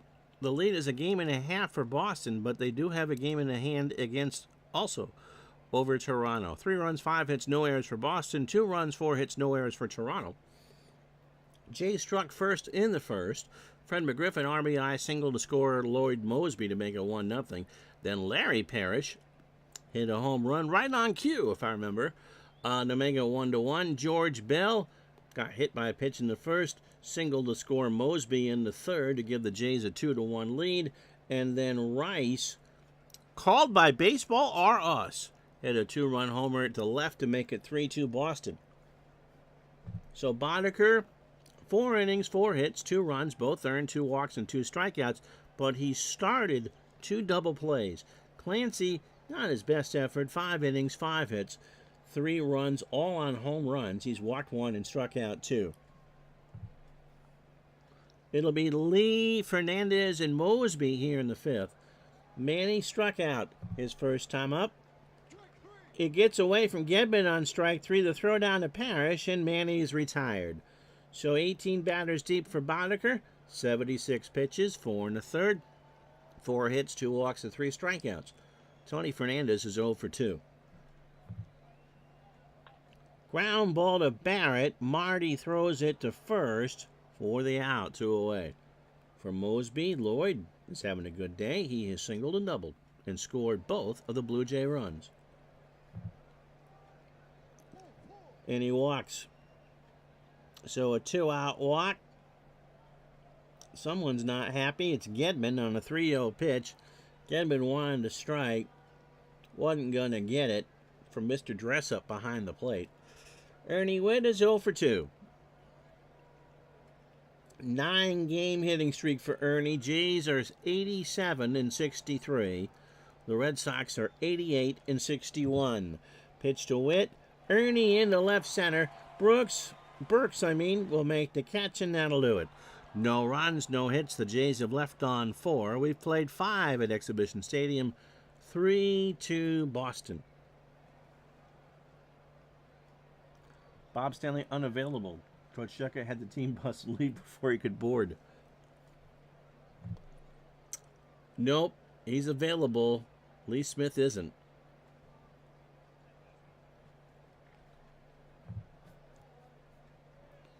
I don't smoke. But Earl Weaver has sent me a carton of Chesterfields just in case. I got to use Stanley to close it out. Mike Greenwell is 1 for 2. He has a double and a run scored. Clancy's pitch into right. Barfield. 1 out. Boddicker can probably go 7. Benzinger is 0 for 2. Clancy's pitch. That's into right. Barfield retreating back in the corner, and that's off the wall. Benzinger goes into second. He's going to go for 3. Barfield to Lee. Benzinger with a late jump. Lee with a good arm. Here's the play at third. Not in time, and Todd B. We roll out the oxygen tank. You got yourself your first triple. For Jim Rice, who homered in his last at-bat. Now is 17 and driven in 85. Clancy deals. Struck him out. That's huge. So third for Clancy. Rice looked in a 1-2 fastball outside. Larry Parrish homered in the third. Todd B. giggling over there. Pitch to Parrish. Benzinger dances down the line. Barfield running over. Makes the catch. The run does not score. No runs, a hit, and no errors. And Boddicker giving me a fatigue warning. Oh, no. We've played 5.5 here in Toronto. Boston 3, Toronto 2. So Bell, McGriff, and Mullenix to face Boddicker here in the 6th. George was hit by a pitch, drove in a run, and singled. Struck him out. That's 4 for Boddicker. A full count fastball outside, 1 out. For McGriff, who was 1 for 2, Fred has a single and an RBI. Up the middle, Burks, 2 out. For Mullenix, who's 0 for 1, he is walked. Ground ball to Parrish. Larry underhands it to Boddicker, and we are through 6. That'll do it for Clancy. David Wells coming in. Boston 3, Toronto 2. So David Wells is 25. Boomer making his 31st appearance. 4 and 2, but an earned run average of 530. He hasn't pitched in over 3 weeks. Against Texas on August 26th in a 7-3 loss, 2 innings, 31 pitches, 2 hits, a solo homer. He hasn't pitched in a Blue Jays win since June 28th. Overall, 37 1/3, 39 hits, 22 runs, all earned, 9 homers. He walked 14 and struck out 32. It'll be Reed, Gedman, and Boggs to face him in the 7th. Pat Kelly tells a story how he took a chance of talking to Earl Weaver about walking with Jesus. Earl told him he didn't care what he did as long as he walked with the bases loaded.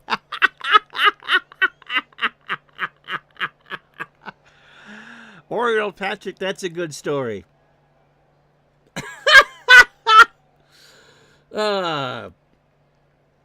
Just remember, someone convinced Earl Weaver it was a good idea the couple years he was on Monday Night Baseball, and he was good at it, to get a perm. Pitch to Reed. Jody in a base hit into left center field. Mosby will pick it up, and that's how the inning starts. So Reed on first. Remember, he nicked Tony Fernandez in the ankle on a ground ball after his first hit, and it was enough to throw Fernandez off that Tony couldn't turn a double play. The second time up, Gedman is 0 for 2 with a K. They're still playing for the bunt. We're still not doing it. And Gedman draws the walk. So right now, Wells needs to go find one. Wade Boggs is 1 for 3. That's a great story. First and second, nobody out. Boggs, a slow chopper down to Gruber. Only play is to first, and I don't think they're going to get him. It's going to be close, and Wade did beat it out. So an infield hit. Nobody out. Bases loaded for Marty Barrett. Pat Kelly did become a preacher, but died rather young. His brother, Leroy, an excellent running back. He just happened to be in Cleveland to replace Jim Brown. Scotty, how are you? Scotty has a black icon. Oh, there it is. Reds' lead is now 4.5 over the Dodgers. Nolan Ryan beat Oral Hershiser earlier, and the Reds beat the Padres. Pitch to Barrett. Marty, line drive to Lee, and everyone just kind of stayed glued to the bag. 1 out for Ellis Burks, who's 0 for 3. Captain Carl, how are you, Bobby? Burks into right. Barfield. That should be playable. It is. Reed will tag, I'd imagine, and score. The Red Sox get an insurance run. It's now 4-2. 2 out in the 7th for Mike Greenwell. The Gator has a double and a run scored. Witt reminds Wells that we are in a pennant race. Don't let this one get out of the way. Greenwell, slow ground ball to Gruber. Kelly made a bad effort to get there, and Greenwell's going to beat it out. Kelly, normally one of the better defensive third basemen out there. And that'll do it for Wells. So Tony Castillo comes in to pitch.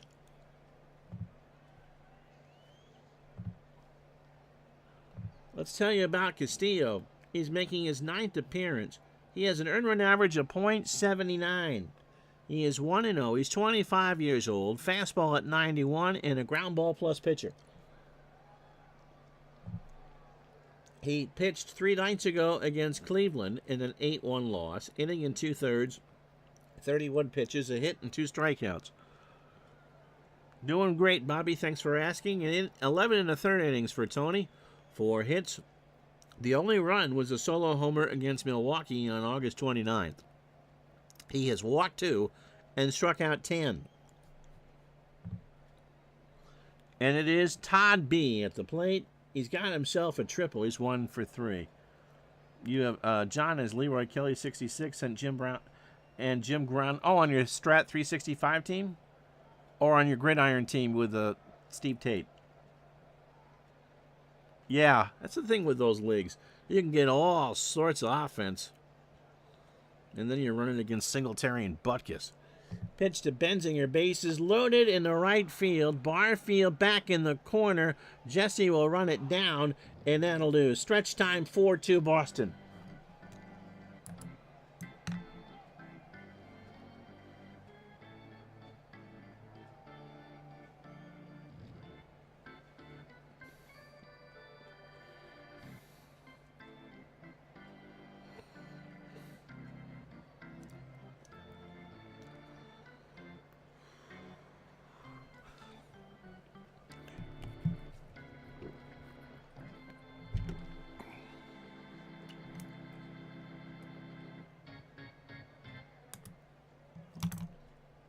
So the Red Sox got a run on 3 hits and no errors. They've left on 7. Barfield, Gruber, and Lee to face Boddicker and maybe the pen.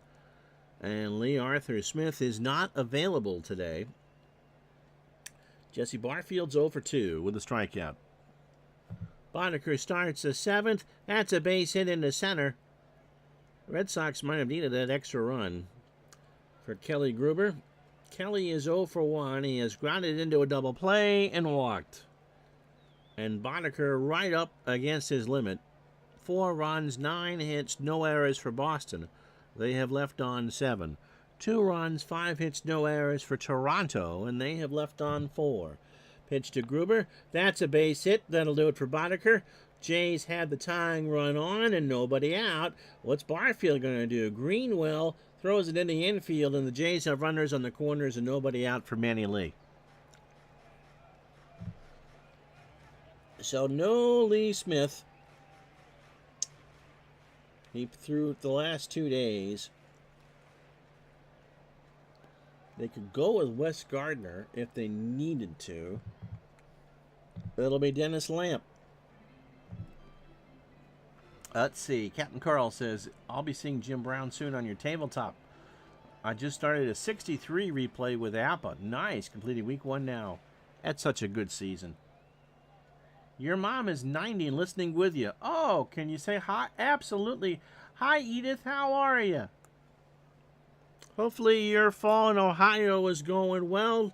Dennis Lamp 2-4 with a 4.10 ERA. 41 years old. 41 appearances. Keep it right, Ron. 36 years old. He's old enough there with the Groucho Marx mustache. Fastball 83. And a ground ball pitcher.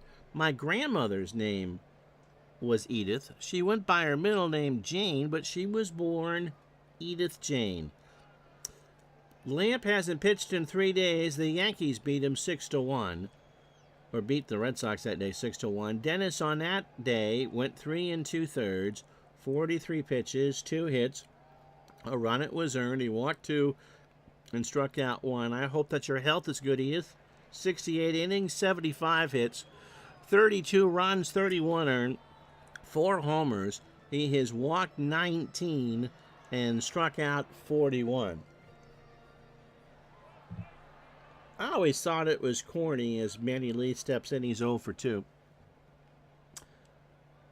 That, you'd be watching a local game, and Harry Carey would do this, and some of the others, and, in the 4th inning of course, you're 13, 14 years old, and you just want baseball, baseball, baseball, and we're saying hello out there to Mrs. Gertrude Crone of Waukegan, Illinois. Gertrude has caught every game of the Cubs on WGN since 1948. Such a devoted listener.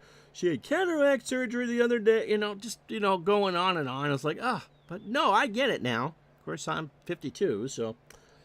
Pitch to Lee. Runners on the corners. That's a ground ball base hit. 4-3 ball game. Barfield's going to score. Gruber's going to hold at second. Nobody out for Tony Fernandez, who's 0 for 3. Your name is Jean. Okay. Yep, my grandmother was Jane. She lived to be in her 90s, too. Tony Fernandez is 0 for 3. So first and second, nobody out. The Jays trying to get to a weekend Red Sox pen.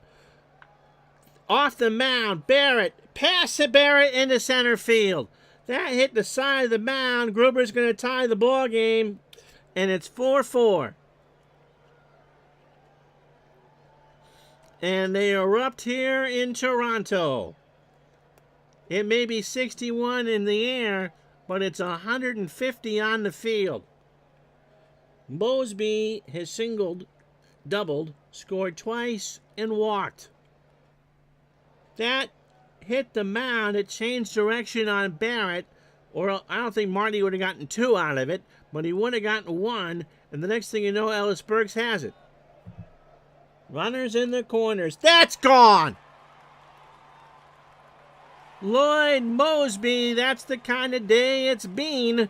Hits a 3-run homer into right center. And the Argos get a free point. And the Blue Jays get 7 runs, so you get a Timmy bit for free. There wasn't anything that anyone could do about that. That found the seats out there. That's a pick and a poke.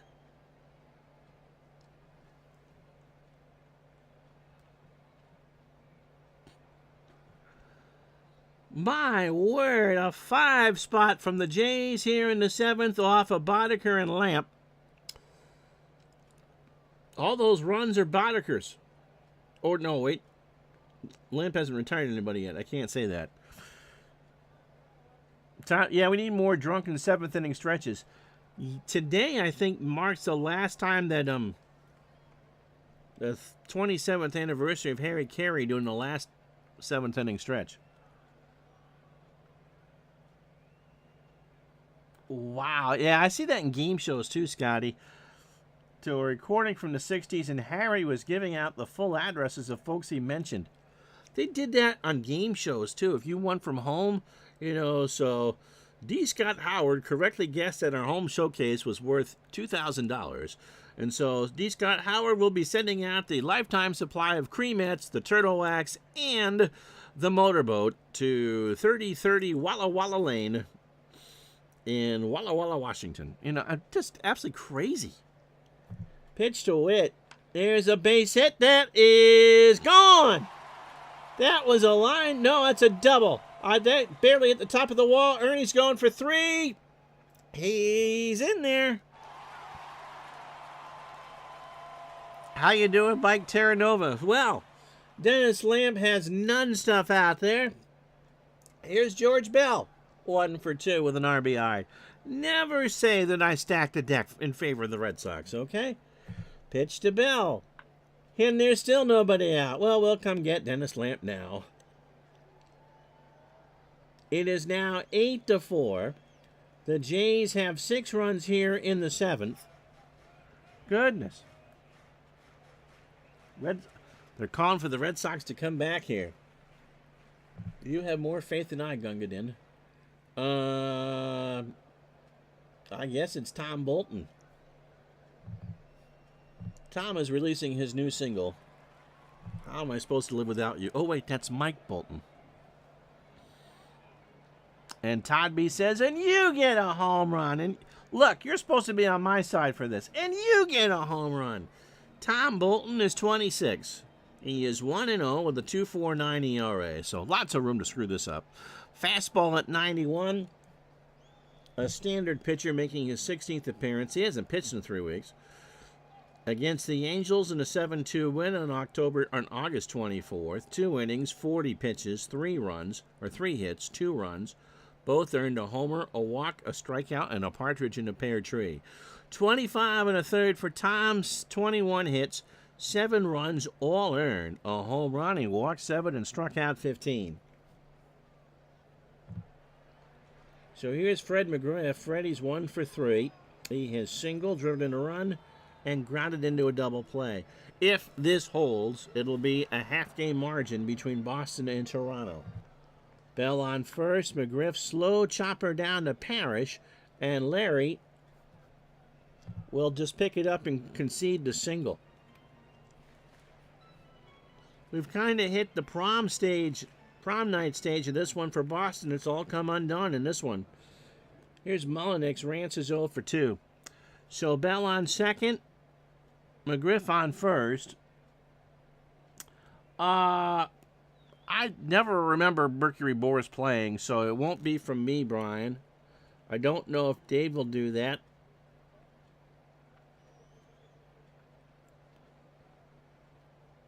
So hopefully somebody will, but it won't be me.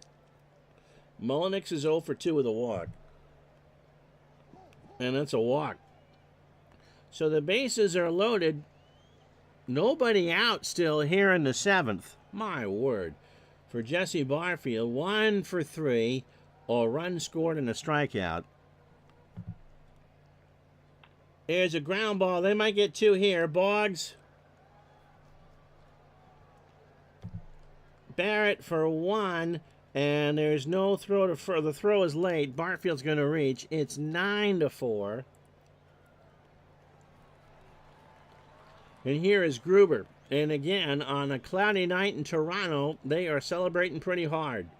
Kelly is 1 for 2. He is walked, grounded into a double play, scored, and singled. Ground ball to Parrish.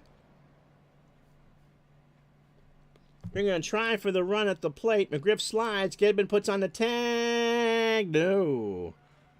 So everybody's safe. It's now 10-4 for Manny Lee. I believe the Blue Jays have now batted around. They finally got an out, though.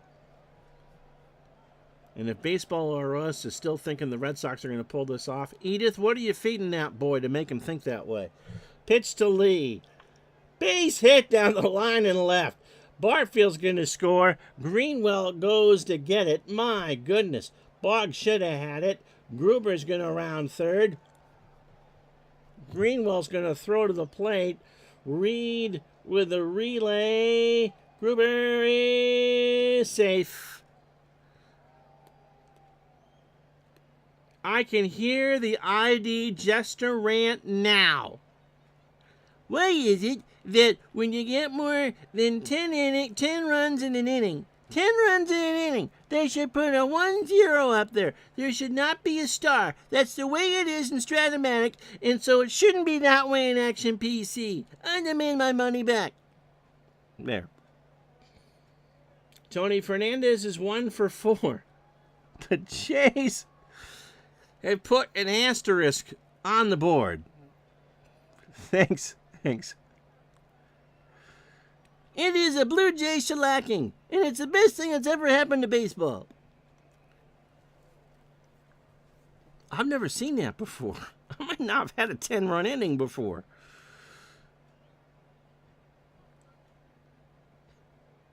And if you remember reading comic strips in the paper, an asterisk along with an ampersand and an exclamation point is how I'm thinking between my ears right now about this game. Lee on second. Fernandez gets a hit. Oh my goodness gracious. My head hurts. Lee, is he going to score? Yep, they're going to throw home. Here it comes. The throw to the plate. Lee is out. A second out. Oh my word. Yep. Yeah. Bobby says Lamp really helped the Blue Jays light up the scoreboard. Yep. Morris, Kick, and Zonka. Yep. Undefeated backfield. Thanks, Mike. So here's Mosby. You know, again, I want the Red Sox to win. It doesn't hurt my feelings if the Blue Jays win. But an hour, almost 2 hours into it, a stream to have them put up 10 runs in an inning. Here's Mosby. He's 3 for 3. He has homered in this inning, as a matter of fact. He's now driven in 48, scored 3 of the 12 runs, walked and doubled. Gedman reminds Bolton that there's a curfew. Tom delivers. And Mosby, I don't know what the hell just happened. Catcher interference? You know, if it wasn't for bad luck, the Red Sox would have no luck at all. Mosby swings and misses. It's strike 3, but Gedman drops it and can't find it, and everybody's safe. So if the Blue Jays get another run, does that star change to another symbol?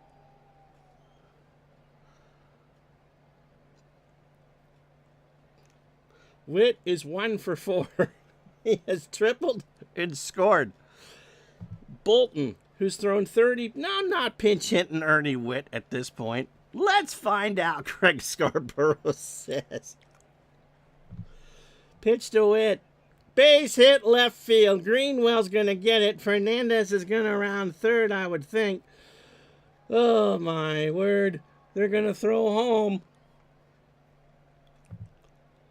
Tony Fernandez will score with ease. It is 13-4. It stays an asterisk.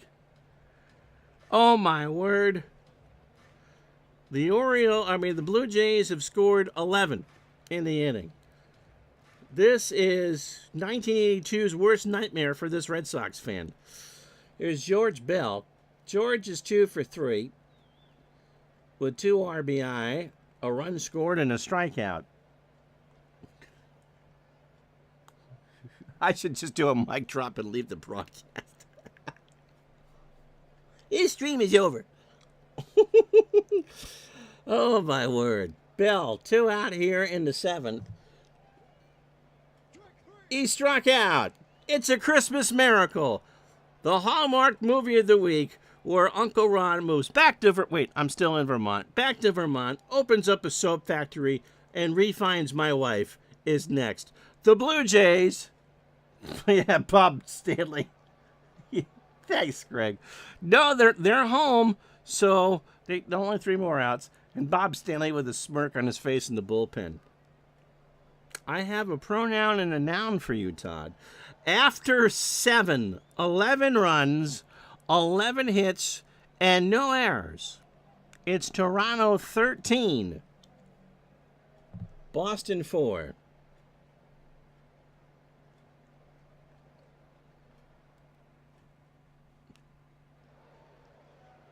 presented without comment because I monetize these videos. But for the Red Sox pitching on this game, I have a pronoun and a noun for you in all capital letters. Playing a football. Oh, so Gus, his owner, is having the dog play a football game against a guy from London. Probably closer than this. So Castillo has been given the gift of a 9-run lead. Jim Rice is 1 for 3. He homered about an hour ago. The dog is sleeping. See, even better. Warm up his position. Can you do that in this game? Pitch to Rice is a ground ball to first. McGriff is there, 1 out. The good news, it's only 1 game. The bad news is that it's Shaughnessy on the road trip for the Globe, and he already has the column 3/4 written. Larry Parrish is 1 for 3. He homered in the 3rd.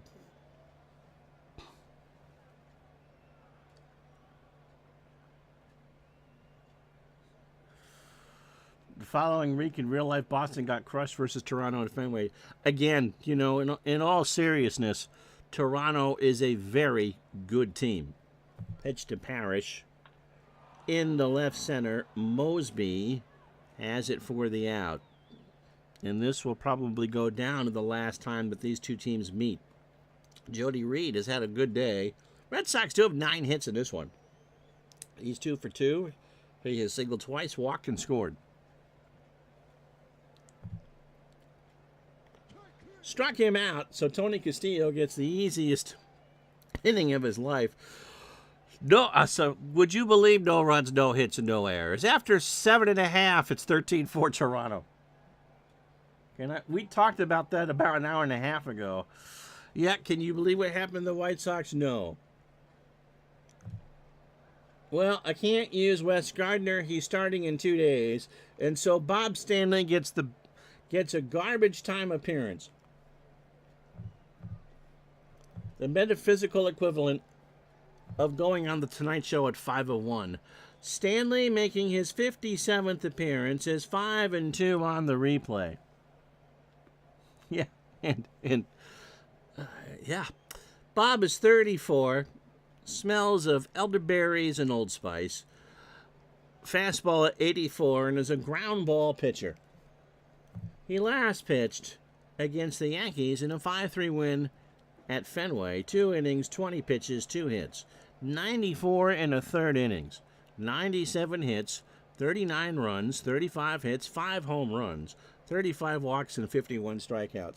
Get 3 outs. So the calliope for the Blue Jays starts with Fred McGriff. He's 2 for 4. He has singled twice, driven in a run, and scored. Mullenix and Barfield to follow. They lost 5 of 6 down the stretch. They went 4-10. Yep, Detroit really came in hard. The Red Sox were not the best team in that division. And Oakland made them pay so hard in that LCS. I got a great story about that at some point. McGriff on the line in the corner. Todd B already has a cigar in his mouth. Parrish made the bad play, and McGriff is going to get 2 out of this, right? The throw to Reed is not in time, and that's McGriff's 40th double of the year.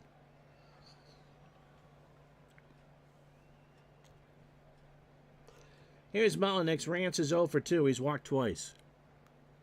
Stanley deals. Right center. Back goes Benzinger. 1 out. I thought that was gone. McGriff tags up, goes to 3rd. So 1 out for Barfield. Jesse is 1 for 4. Has singled, scored twice, struck out, and driven in a run. To 3rd. Boggs will concede the run. I mean, does it matter at this point? They're not getting 10. Over to Parrish, and there's 2 out. So Stanley gives up the garbage time run. So it's a star and 1. You know, if there was a bottom of the ninth, we could actually make some cell phone jokes. Dial star 15 to talk to me toll free. Kelly Gruber is 1 for 3. He has singled, driven in a run, scored twice, grounded into a double play, and walked. Blue Jays have 16 hits in this one. Oh, yeah, they backed in. Tigers lost 2 or 3 to Cleveland, and the Red Sox backed in. Oh, absolutely. Yeah, and I was so upset. Pitch to Gruber. Ball 4. For Manny Lee, who was 2 for 4, he has struck out twice, single, double, driven in 3, and scored once. Stanley's pitch gets away from Kidman, and Gruber holds. To paraphrase Sally Field, you don't like me. You really just don't like me. The 2-2 to Lee. Got him. Blue Jays get a run. On a hit. No errors. They're booing Manny Lee. Why would you? You're up 10. And after 8, it's Toronto 14, Boston 4. Todd B. God bless you. That seems to be out of the Stephen Reich joke book. I called the Psychic Network once, and they asked who's calling. I said, "You're the psychic. Shouldn't you know that?" Well, pinch hit for Gedman. Who can hit a lefty? It'll be Dwight Evans. Because when you're down 10 runs in a game that you'd kind of like to win in the 9th inning, why not? Dewey at 290, 25 homers and 99 RBI as a pinch hitter hitting 500. That was funny. Oh, my goodness. Everyone was 4.5, 9 games out in mid-September and started winning. Yeah. Yeah, there was 5 teams within 5 games. I honestly thought that the Yankees were going to do better. I thought Detroit might get a reprieve here. This was just bad. Dewey, again, 290, 25 homers, 99 RBI. Okay, change the mood. Red Sox 10 to tie, 11 to go ahead. Castillo's pitch. Base hit right center field. The comeback's on. Manny Lee made a poor play. So Dewey's on with a... That's, by the way, the 10th hit for Boston. Here's Wade Boggs. Wade is 2 for 4. He's singled twice. Castillo deals. Base hit into right field. Well, a journey of 1,000 miles starts with a couple steps, and for Wade, that's his 3rd hit. He's 196 on the year. Marty Barrett is 0 for 4. Castillo might not be liking this now. Pitch to Marty. Ground ball to Gruber. Should be 2. Lee for 1. Barrett's going to reach. The throw is late, and so Marty's hitting streak should be done at 13. So 1 out for Ellis Burks, who is 0 for 3. He has struck out and driven in a run. Unless the journey takes you through this ballgame. There are days, Todd, that this kind of devolves into Mystery Science Theater 3000. Today is one of those days. Castillo tire deals. Burks base hit left field. That's 1. Barrett should hold at 2nd. Toronto needs to go to the pen. It's now 14 to 5. Here's Greenwell. Mike is 2 for 4. He has singled, doubled, and scored. 1st and 2nd, 1 out. Witt reminds Castillo that you've got a 17 gazillion run lead. Don't lose it. Into center, Mosby running in, rides the Schwinn, 2 out. So last chance saloon for the Red Sox. And let me emphasize again, just in case your name is Jim Carrey, they need 9 to tie and 10 to win. And they have 1. And look who's up. Todd B. Who has himself a triple. He's 1 for 4. Castillo deals. Ground ball. Gruber makes an error. And the game still goes. So for Kelly, that's his 15th error, and they're loaded for Jim Rice. He homered in the fourth. 1 for 4. Now, if he hits a grand slam here. So the bases are loaded, 2 out, 14-5 Toronto. Castillo, why haven't they pulled him? In the left. Bell will ring it, and the Blue Jays win. Jimmy Williams just doing what we all do in a blowout. Just get the outs. So Toronto, in 3 hours and 49 agonizing fake minutes, have beaten the Red Sox 14-5.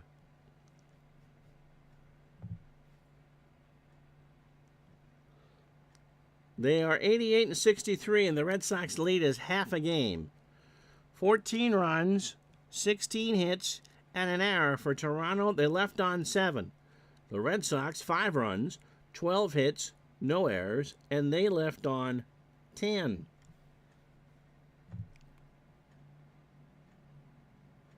Castillo got the win. Yeah, that was Phyllis Diller. He's 2-0. He went 2 1/3, 3 hits, a run that was earned, and a strikeout. I'm not reading what the Red Sox pitchers did. Needless to say that whatever your cat or dog leaves in the litter box or on your lawn is how the Red Sox pitched today. And a special mention for Dennis Lamp, who didn't retire anybody, faced 5 batters, gave up 5, and everybody scored. Everybody scored. It's Debbie Does Dallas, Boston edition. Yeah.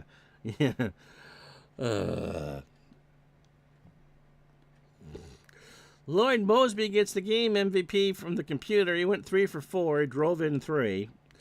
And, yeah, I would agree with that. 3 for 4. That home run really changed it.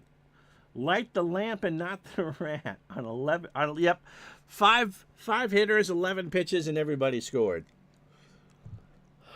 The rest of this Monday in baseball.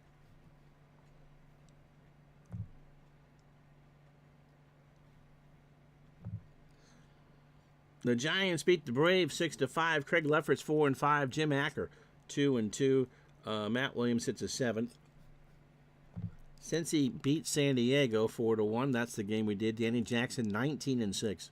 And Cal Daniels with that mammoth home run to do it. Cleveland beat the Tigers 6-1. Yet 4-7. Walt Terrell 12-9. Corey Steiner hits his 25th, drives in 3, goes 4 for 4. Toronto pounds out 16 hits in that debacle of an inning. Yankees beat the Orioles 11-4. The Yankees are still alive.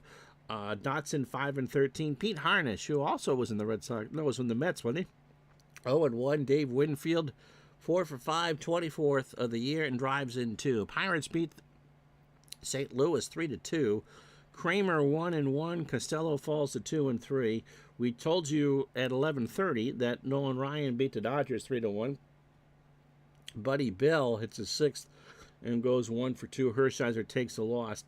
Chicago beats Texas 10-6 and 11. Thigpen gets the win 6-8. Wilson takes the loss 0-1. Ruben Sierra 5 for 5 in this one with 2 RBI and 2 steals. Oakland's chances are still slim, but they're there. Minnesota can't be afforded to losing anything. Dave Stewart 16-14. Tolliver 9-7. Polonia 3 for 5, hits his 2nd and drives in 2. California beats Milwaukee 4-1. Mike Witt 14-13. Wegman opens up the store 12-11. Tony Armas hits his 15th, goes 1 for 2 with 2 RBI. Kansas City's margin over Minnesota is 2. They beat Seattle 10-2. Floyd Bannister 13-10. Mark Langston falls to 14-11.